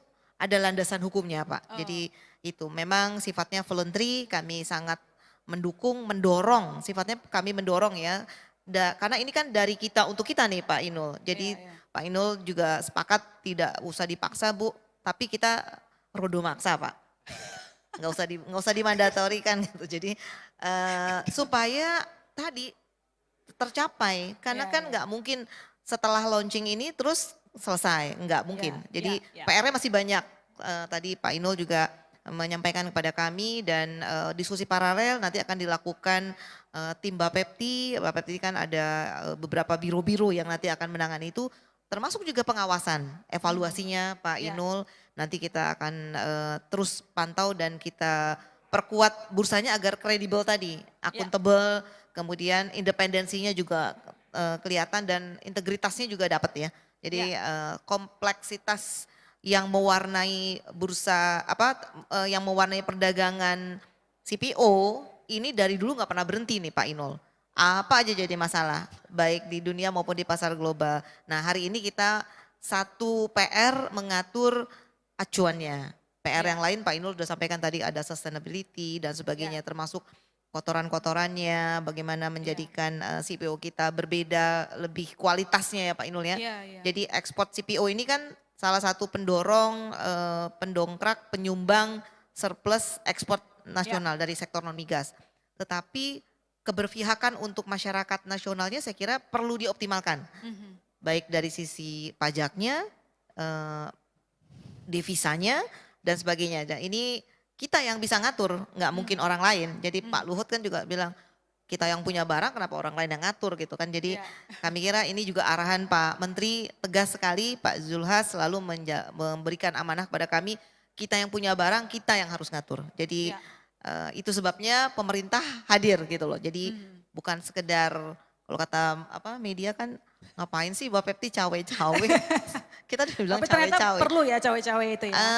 Perlu. Lebih kepada meregulate, mengatur, dan karena Bapepti tugasnya juga melakukan pembinaan, pengaturan dan juga pengawasan Pak Inul. Jadi kompleksitas itu yang kita tentu ingin penguatan PBK ke depan ya, perdagangan berjangka komoditi ke depan, memberikan kontribusi yang lebih maksimal bagi masyarakat Indonesia. Itu sih. Oke, terkait dengan pengawasan dan lain-lain nanti saya pendalam lagi sama Bolvi. Sekarang saya ke Pak Yugi. Pak Yugi, tadi memang disebutkan di awal oleh Kepala Bapepti Pak Didi ada 18 pemain yang sudah mendaftar begitu. Tapi kemarin kan kita ada berjalan derivatif begitu ya. Sekarang sudah ada fisiknya. Nah, untuk mengukur antusias dari pelaku usaha, sejauh ini apakah memang udah rame-rame gitu, udah ngobrol sama Pak Yugi bahwa mereka juga ingin berdaftar di pasar fisik? Oke, kalau terkait dengan antusias, harusnya kita lihat antusias ya. Tapi untuk bisa mencapai press reference, berarti kan kita harus kredibel. Bursa itu harus kredibel, di mana di dalam situ harus ada banyak pembeli dan banyak penjual. Dan bukan pembeli dan penjual itu aja gitu kan. Jadi memang dari kami targetnya adalah bagaimana caranya membuat supaya volume transaksi ini banyak, pesertanya dari pembeli dan penjual juga banyak. Jadi kita nanti mungkin kita ya tidak bisa, kalau menurut saya kita itu tidak bisa mencapai itu sendiri. Jadi kita itu masih tetap membutuhkan banyak pihak, stakeholder. Pertama dari regulator, kemudian dan juga pelaku juga sekalian gitu. Jadi nanti dari sini pun kami itu selain daripada yang sudah join, kita juga akan melakukan kerjasama dengan asosiasi dan juga Bapepti untuk ke daerah-daerah dan juga untuk ke member-member daripada asosiasi seperti itu. Jadi tugas kita adalah bagaimana caranya agar bursa ini ramai, banyak yang pembeli dan juga penjual, sehingga harga yang tercipta nantinya itu bisa dipertanggungjawabkan seperti itu. Dan sejauh ini memang tanggapan atau respon positif dari pelaku usaha itu karena memang yang tadi disebutkan bahwa ketika diganti ke voluntary, jadi makin ramai yang ikut gitu. Oh, Aku yang jawab ya, menurut silakan. saya. Karena kita sudah pernah berkali-kali bahas dengan pelaku usaha dalam forum group discussion, dalam konsultasi publik, dan beberapa kali juga di Kadin, dipimpin Pak Juan, beliau berhalangan hadir karena ibunya meninggal dunia, turut berduka cita untuk Pak Juan. Pelaku usaha sangat antusias untuk mendorong ini. Tapi tentu catatan dari mereka adalah jangan sampai ini memberatkan, justru menjadikan blunder buat perdagangan sawit merosot gitu. Jadi harusnya justru lebih menguat dan itu PR itu yang tentu kita sempurnakan di dalam kebijakan-kebijakan yang dikeluarkan oleh Pak Menteri Perdagangan, baik termasuk juga oleh peraturan Bapepti. Saya kira itu. Oke, terkait dengan press reference tadi Pak Yogi, sekali lagi kita ingin mendengarkan jawaban dari SCDX. Bagaimana memastikan bahwa tim dari SCDX itu independen sehingga membuat nyaman para pelaku usaha di bursa. Oke. Kalau terkait independen, kita kembali lagi kepada pilar yang tadi, gitu kan? Kita ada 5 dan memang kalau misalnya daripada independensi, jelas bursa itu independen. Terus kemudian kedua, kalau misalnya nanti mereka trading pun kerahasiaan daripada transaksi itu pun juga kita jaga gitu. Jadi transaksi daripada A dan B matching yang mengetahui adalah mereka gitu kepada pelakunya. Tapi kita tidak akan infokan ini siapa saja yang seperti kayak di bursa saham aja. Saya ada bertransaksi tapi kan tidak tahu ini siapa yang beli dan siapa yang jual gitu. Tapi bagi pembeli dan bagi penjualnya mereka tahu seperti itu. Jadi mungkin itu sih yang Oke, yang penting saling tahu dan dapat dipercaya begitu ya. Baik, saya ke Bu Ovi lagi kalau begitu. Terkait dengan bursa, sekarang kan ada satu ICDX, apakah cuma the one and only atau mungkin nanti akan boleh bertambah bursa yang lain mungkin? Kan arahnya nih bursa CPO ini menjadi bursa CPO Indonesia ya. Tentu ke depan kita harus evaluasi, kita evaluasi bersama dan kami juga berharap ini sustain. Sustainability-nya justru harus lebih baik, lebih menguat. Saya kira yang lain-lain nanti kita hasil evaluasi lah nanti yang membutuhkan, menunjukkan itu. Dan yang jelas target yang ditetapkan untuk peraturan Bapepti ini kan ingin price reference, itu yang harus tercapai. Kalau nggak tercapai pasti ada something wrong nih. Entah itu di bursanya ya Pak ya, entah itu di pelaku usahanya, entah itu mekanismenya mungkin. Nah saya kira ini yang harus kita sempurnakan, kita perkuat, kita perbaiki ke depan. Wait and see katanya kalau saya singkat ya, apakah nanti the one and only SCDX saja atau mungkin yang lain terbuka ternyata Pak Yogi. Mau merespon? mungkin kembali lagi sih, kalau misalnya kita mau melihat ini sebagai press reference Indonesia gitu, saya rasa harusnya sih cukup satu gitu. Tapi kalau misalnya nanti kita kembali lagi, kembali kepada tujuannya sih. Tujuan ini dibuat itu untuk apa? Tujuannya nanti dievaluasi lagi gitu ya kata Bu Olvi tadi. Saya ke Pak Bustonul gini, selama ini kita itu ternyata tidak punya base data yang cukup terkait dengan CPO. Ya Bu Olvi, apakah ini yang menjadi salah satu, apakah dengan adanya bursa CPO ini akan memperkaya data-data CPO kita terkait dengan perpajakan, ekspor, hilirisasi mungkin? Terlalu berat sih itu. Begini, kalau mungkin tentang data harga itu clear lengkap. Ya beliau punya catatan, data harga dulu ya. Data harga up and down, kemudian dikaitkan dengan volume, kalau yang ekspor jadilah penerimaan ekspor itu ada. Nah kalau sampai kepada perpajakan kayaknya agak sulit. Kecuali pajak ekspor itu pasti dapat ya, pajak ekspor dapat. Tapi kalau Anda kaitkan dengan PPH badan lalu sambung dengan ini mungkin agak berat. Tadi saya menyebut insentif itu gini, insentif yang saya maksudkan itu taruhlah kita kurangi PPN, potong 2% saja atau menjadi di bawah 7 lah misalnya. Dengan harapan supaya mereka masuk ke bursa berlaku, kalau volumenya makin naik penjualannya, PPH badannya kan naik dong. Jangan-jangan net itu, jangan-jangan netnya positif loh. Dan itu mungkin yang analisis sederhana ini perlu diserahkan kepada teman-teman Kementerian Keuangan. Jadi nggak rugi kalau dipotong, dikurangi insentif 2-3%, bukan berarti penerimaan negara berkurang. Dari situ penerimaan negara dari sisi PPh badan bisa naik, kira-kira gitulah. Dan itu yang harus diyakinkan, baru insentif keluar, baru nanti PMK-nya keluar untuk menarik bursa. Kemudian kalau Mbak Ilona tanya database secara umum, nah itu memang persoalan lain ya, persoalan lain yang harus kita selesaikan. Tapi saya kembali kepada referensi harga dulu. Kalau pelaku, kalau petani jumlah ini, data produksi, data ekspor, ya agak berat sih, nggak sesederhana itu. Kalau tanya kepada teman-teman Gapki, 2023 ini perkiraan bisa 51. Kalau 2022 kemarin muncul 46 ya kan produksi, dan itu juga masih kurang pas juga sebetulnya. Dan sampai terakhir setelah di-announce dikaitkan dengan penerimaan negara baru mungkin clear. Jadi itu yang agak kesulitan tersendiri database itu memang. Saya tidak berharap terlalu banyak, tapi dengan harga referensi lalu dengan jadikan itu bahwa itu menjadi acuan perhitungan baru, iya, dimulai dari pajak ekspor.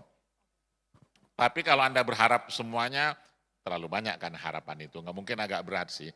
Tapi kalau serentak semuanya memperbaiki, perhitungan diperbaiki, ada satu faktor, tadi ngobrol sama Pak Tri, ada faktor gini Mbak Ilona, di lapangan itu ada namanya K-faktor, faktor K.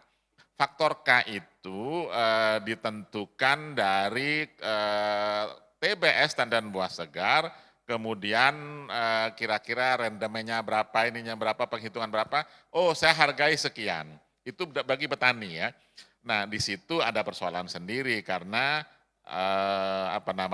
transparansi dan kredibilitas bermasalah. Di setiap provinsi ada tim namanya untuk penentuan harga beli TBS itu dan lain-lain. Jadi kompleksitas seperti ini yang juga menjadi PR baru bagi Pak Yugi, tidak semuanya segampang itu press referensi itu bisa terbangun. Dan karena hubungan hulu hilir, tapi dari saya sebagai akademisi, semakin banyak studi, semakin banyak referensi di Riau, di Kalbar, di Sumut, lalu berapa ininya, itu bahkan lebih mudah nanti menjadi harga patokan, menjadi harga referensi.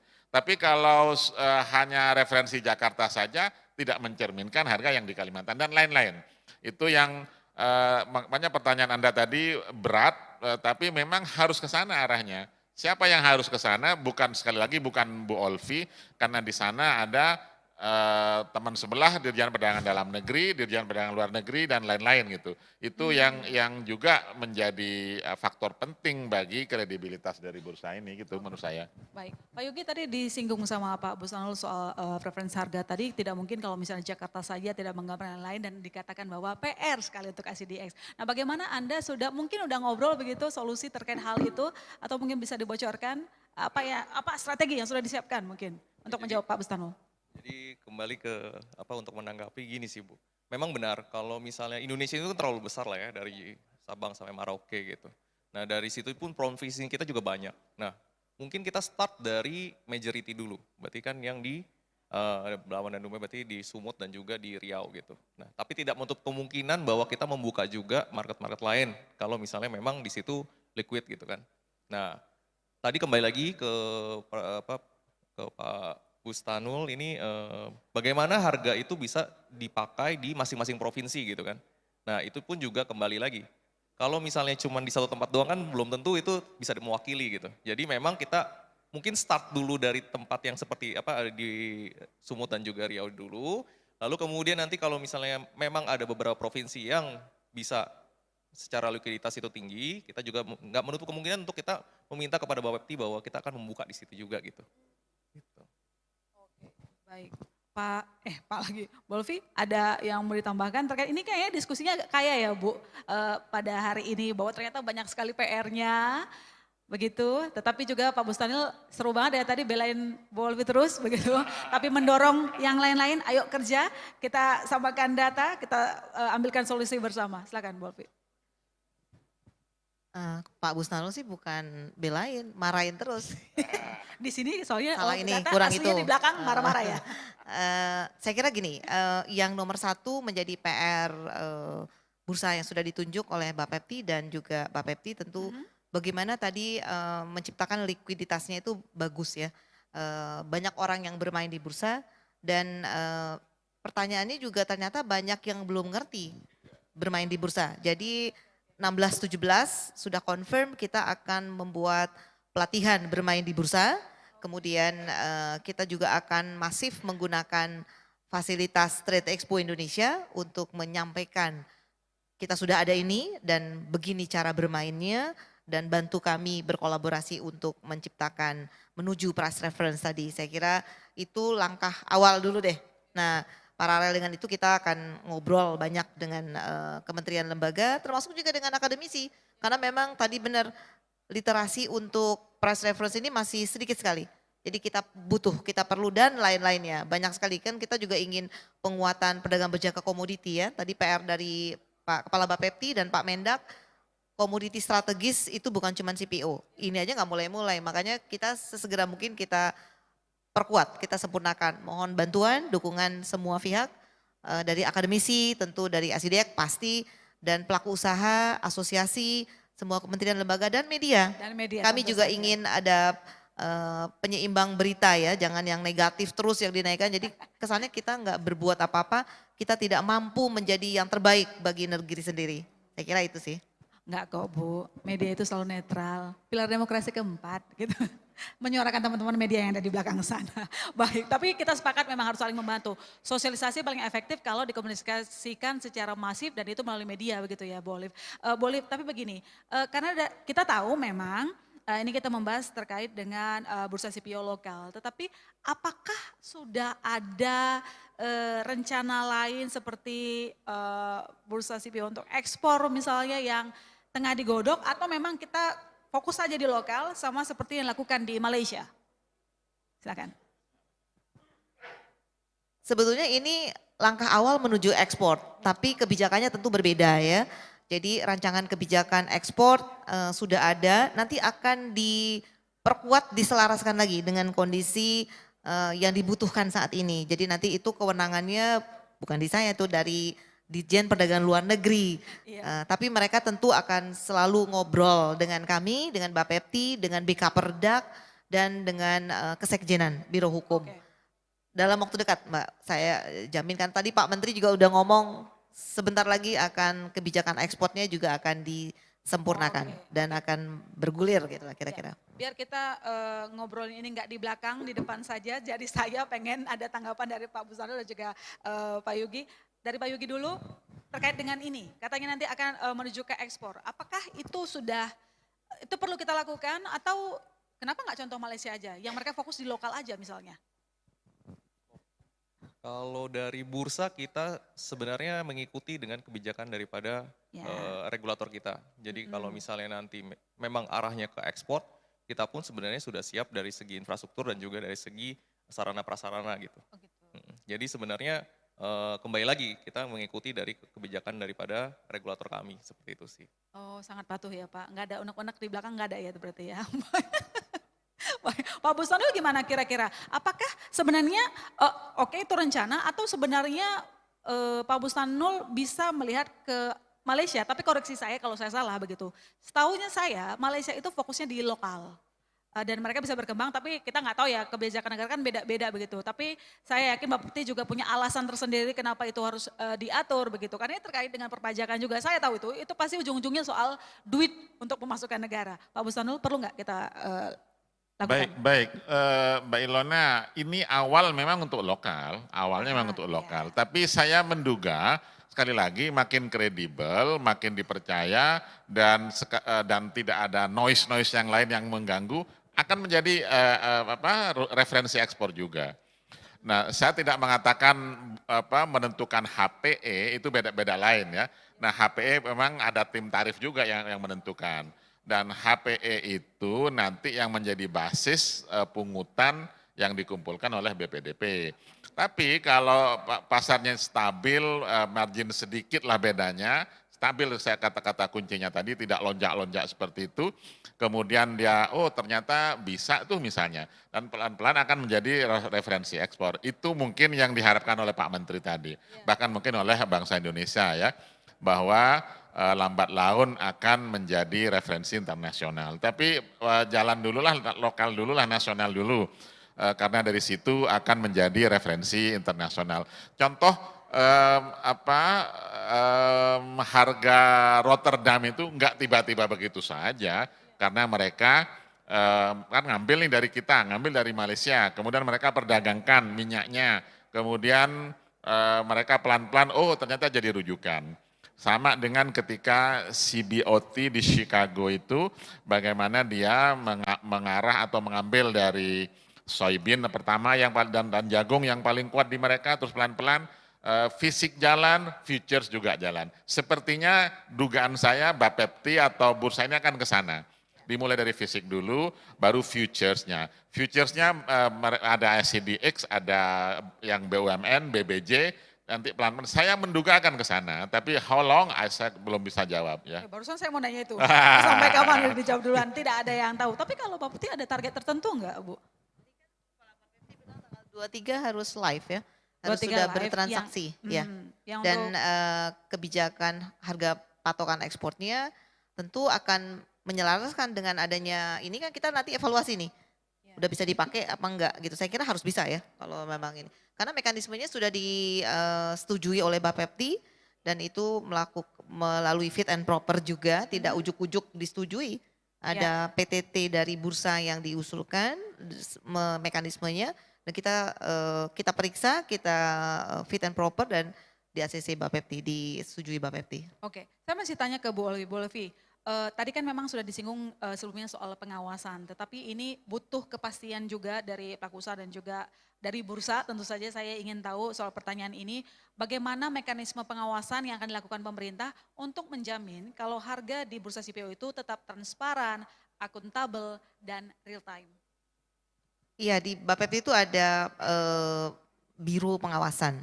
Tugasnya tentu berat ya, nggak mudah melakukan pengawasan tata kelola bursanya, implementasi peraturan-peraturan Bapeptinya, dan juga ada bagian penindakan. Kita juga ada jadi 2 lapis di pengawasan, dan bursanya sendiri kami juga mandatkan untuk melakukan pengawasan nih. Kan di dalam peraturan Bapepti juga sudah jelas ya, bursa juga harus melakukan pengawasan. Jadi pengawasan itu berlapis ya, tapi untuk tata kelola bursa ya, saya kira itu. Sehingga arah dari bagaimana bursa itu kredibel, akuntabel, tentu enggak sekedar slogan, tapi memang kenyataannya itu bisa dipakai dan bermanfaat bagi masyarakat, khususnya pelaku usaha dan pelaku usaha yang kecil juga, bukan yang gede-gede doang. Saya kira gitu. Harapannya kita begitu ya, semuanya dapat akses begitu. Pak Yuki, kalau sistem peragangan CPO yang dipakai ICDX itu nantinya sistemnya seperti apa ya? Mungkin bisa dielaborasi lagi, sharing ke Pak. Hadirin yang di sini. Oke, mungkin saya coba ceritain dulu kali ya. Di bursa CPO ini kita juga untuk melakukan sesuatu kayak membuat suatu peraturan segala macam pun juga kita berdiskusi dengan komite CPO yang sudah ada. Lalu kemudian dari situ pun juga kita sudah sebelum itu dijalankan, kita juga meminta approval daripada regulator kami gitu kan. Nah dari segi sistem yang nantinya kita perbuat pun juga itu kan ada beberapa. Jadi dari sebelum transaksi dan juga setelah transaksi. Nah kalau sebelum transaksi otomatis ya mesti jadi peserta kita dulu, itu terus kemudian lalu menyetorkan margin ke lembaga clearing. Oh ya satu lagi, bursa itu tidak berdiri sendiri, bursa itu ada lembaga clearing yang tadi adalah ICH. Nah jadi bursa kita sebagai penyedia infrastruktur untuk perdagangan, sementara lembaga clearing itu menyiapkan sistem untuk memastikan bahwa transaksi tersebut dapat diselesaikan gitu. Nah jadi dari situ sebelum bertransaksi otomatis pelaku harus memberikan jaminan transaksi kepada lembaga clearing. Sehingga memastikan bahwa ini jaminan bahwa transaksinya akan diselesaikan seperti itu. Lalu kemudian begitu ditransaksi ke dalam sistem kita, mungkin tadi ada sekilas sudah dilihat, ada sempat sekilas tadi ya.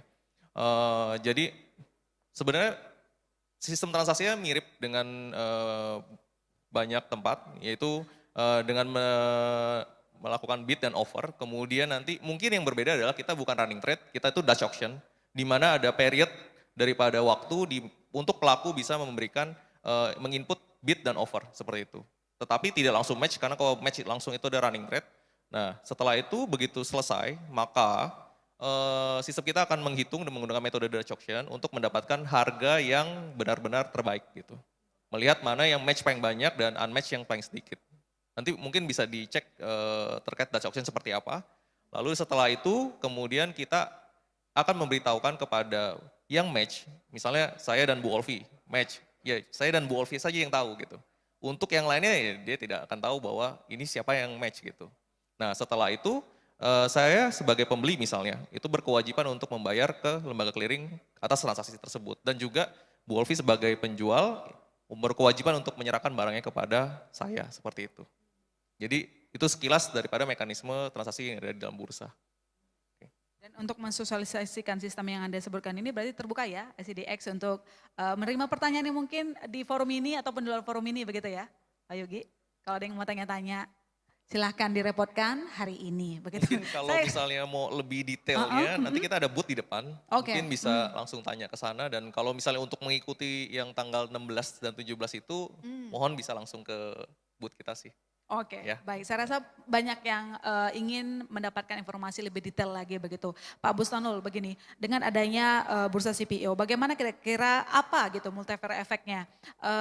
Lebih banyak positifnya atau mungkin ada juga hal-hal yang mungkin perlu diantisipasi risikonya?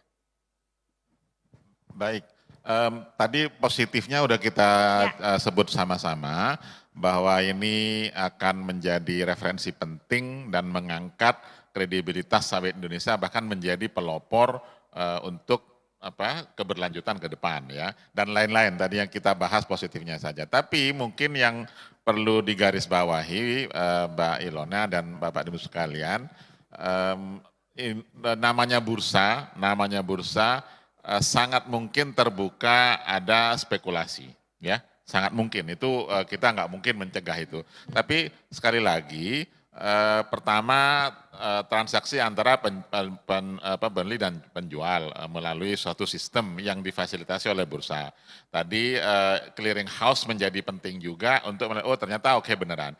Nah yang kita khawatir kalau ada ketidaktransparanan di situ ya dan namanya orang mengambil, oh saya mau ambil sekarang, saya perlu sekarang, saya mau ambil bid tinggi bisa saja toh. Tapi kalau masih sepanjang koridor, sepanjang yang wajar, saya pikir oke. Tapi sekali lagi spekulasi pasti akan tetap ada. Nah sekarang Pak Pepti masuklah fungsi pengawas di situ. Dimulai dari bukan hanya pengawasan transaksinya, bahkan pengawasan dari pelakunya, kan itu tugas Pak Pepti. Dan dari situ termasuk yang 18 saya yakin sudah melalui seleksi. Nanti yang baru, yang mau apply, saya pikir itu juga seleksi awal menjadi penting juga Mbak Ilona. Disitulah hal-hal yang kira-kira jangan sampai justru merugikan. Ketika bursa nggak dipercaya, dia akan rontok, simpel itu. Dan boro-boro menjadi referensi harga, orang bikin-bikin harga sendiri dan mencari alternatif lain yang bukan itu tujuannya dari pendidikan begitu ya. Untuk menjawab pernyataan Pak Bustanul ini sebagai sekaligus closing statement saya minta jawaban dari Pak Yogi dan juga Bu Olvi terkait ini tadi dibilang kita mungkin tidak bisa menghindari namanya spekulasi. Nah itu sudah ada ya warningnya dari awal apa yang harus kita lakukan. Pak Yogi dulu baru ke Bu Olvi. Silakan. Ya. Sebenarnya kalau spekulasi itu hal yang wajar sih. Di semua tempat itu pun ada spekulasi ya. Tetapi juga kembali lagi bahwa kalau misalnya marketnya itu liquid dan juga itu kredibel, berarti tandanya volumenya besar gitu Pak. Berarti even ada spekulasi pun sebenarnya itu karena dia kredibel itu kita bisa menggunakan harga tersebut menjadi price reference seperti itu sih. Itu kalau menurut saya. Wolfi, banyak loh tadi kan udah dijawab loh dari closing statement lah apalah. Tadi kan disampaikan bahwa kita banyak lah ya hal-hal positif. Kita sama-sama optimis boleh Tetapi kalau saya mengutip kalimat Pak Presiden Joko Widodo selalu bilang, PD boleh tetapi tetap harus mawas diri. Presiden selalu katakan itu. Maka Bapak Bupati punya antisipasi apa? Mungkin resiko-resiko lain juga sudah dipertimbangkan selain yang disampaikan oleh Pak Bustanul yang saat ini sudah akan dikelola risikonya ke depan. Antisipasinya seperti apa? Strategi menangininya kayak apa? Mitigasi identifikasi resiko itu menjadi hal mutlak menurut saya Pak Inul. Tadi sudah di-remind lagi, sudah masuk dalam watchlistnya Bapepti juga ini. Dan kita sudah siapkan juga upaya-upaya solusinya, tapi belum banyak, ada beberapa yang masih harus banyak kolaborasi, ngobrol dengan yang lain, karena nggak mungkin Bapepti kerja sendiri. Dan di Kementerian Perdagangan aja kita ada dalam memutuskan kebijakan ini aja kolaborasinya dengan BK-Perdak, dengan Ditjen Perdagangan Luar Negeri, dengan Ditjen Perdagangan Dalam Negeri, karena semua harus inline, harus selaras ya. Jadi kerja keras ini bukan kerja Bapepti, tapi ini kerja satu kementerian, bahkan seluruh kementerian lembaga di tingkat nasional ini. Jadi saya kira nasional dan daerah ya, pelaku usaha. Akademisi juga ada Pak Inul, dari awal tuh kita dikawal dengan akademisi juga dari IPB, ini gandengannya BK-Perdak ya. Jadi itu banyak butir-butir yang memang sudah ini harus diberesin, ini menjadi warning. Termasuk tadi bagaimana menjaga bursa itu kredibel ya. Tentu kita harus betul-betul yang bermain di bursa itu nanti memang hasilnya dari many to many, bukan diatur di bawah meja. Kira-kira gitu Pak Yogi. Jadi maksudnya Pak Inul tuh spekulan-spekulan yang nggak benar begitu loh, jangan sampai kita demikian. Saya kira itu sih. Dan closing statement ya, kami sangat mendukung, mendorong para pelaku usaha untuk bertransaksi di Bursa Berjangka Indonesia, manfaatkan yang sudah ditetapkan oleh pemerintah. Kebijakan ini tentu bukan buat kita saja, tapi buat masyarakat, seluruh lapisan masyarakat Indonesia, dan dari hulu sampai hilir tadi kita akan perbaiki Pak Inul, janji kami, dan kami ingin terus dikawal oleh akademisi, juga media dan Bapak dan Ibu sekalian. Kolaborasi menjadi kunci. Arahan Pak Menteri, jangan kerja sendiri, kolaborasi. Saya kira itu juga perlu saya sampaikan sekali lagi. Terima kasih. Terima kasih banyak. Memang namanya kolaborasi menjadi salah satu kunci untuk kita memaksimalkan tujuan utama dari Bursa CPO. Ujung-ujungnya nanti untuk harga referensi, dan itu tujuan kita tidak hanya lokal tapi ternyata tadi katanya secara global juga. Semoga bisa tercapai. Terima kasih banyak Bapak dan Ibu. Kita berikan tepuk tangan terhadap Bapak dan Ibu yang sudah memberikan penjelasan kepada kita. Sebelum kami tutup diskusi hari ini, kita mau abadikan momen ini dulu dengan foto bersama ya. Bu Olvi, Pak Bustanul dan Pak Yogi bersama-sama, kameranya tolong.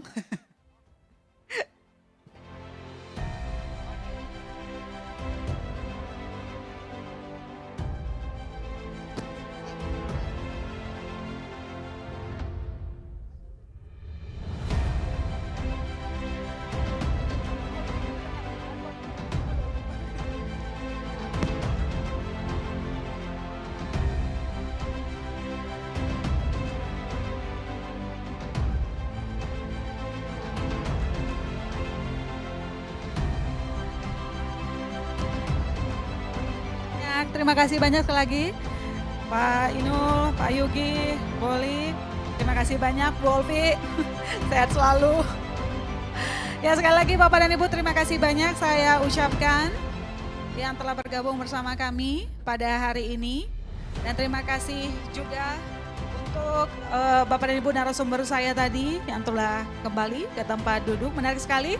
Dan kepada Bapak Ibu yang ingin bertanya atau berkonsultasi lebih lanjut dengan ICDX, dapat langsung menuju ke booth konsultasi yang ada di foyer. Tim ICDX akan membantu menjawab pertanyaan Bapak dan Ibu terkait Bursa CPO Indonesia. Dan bagi Bapak Ibu yang juga ingin mengikuti sosialisasi untuk mendapatkan update terkait Bursa CPO, dapat langsung mendaftarkan diri untuk sosialisasi terkait Bursa CPO ICDX dengan cara scan QR Code yang ada di layar. Dimunculkan? Ya. Dan kami informasikan juga sosialisasi akan dijadwalkan pada tanggal 16 sampai 20 Oktober 2023. Saya ulang kembali, sosialisasi akan dijadwalkan pada tanggal 16 sampai 20 Oktober 2023. Dan Bapak Ibu, kami informasikan juga ada tamu undangan yang kehilangan handphone. Bagi yang menemukan, mohon untuk hubungi panitia. Sekali lagi ternyata ada peserta yang kehilangan handphone. Bagian yang menemukan bisa langsung hubungin panitia. Ada yang di depan, ada juga yang di belakang. Terima kasih banyak. Dan sekali lagi saya ucapkan semoga Bapak Ibu dapat mengikuti sesi sosialisasi kami untuk bersama-sama mewujudkan bursa CPO yang bermanfaat untuk kita semua. Dengan ini usai sudah acara peluncuran Bursa CPO Indonesia. Terima kasih atas kehadiran serta partisipasi Bapak Ibu tamu undangan dan juga rekan media.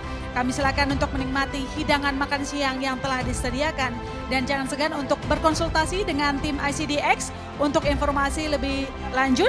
Kami informasikan kepada hadirin yang melaksanakan ibadah sholat Jumat dapat menuju lantai P7. Sekali lagi saya ucapkan terima kasih banyak. Saya Sister Silviana Tarigan pamit undur diri dan sampai jumpa. Waalaikumsalam warahmatullahi wabarakatuh.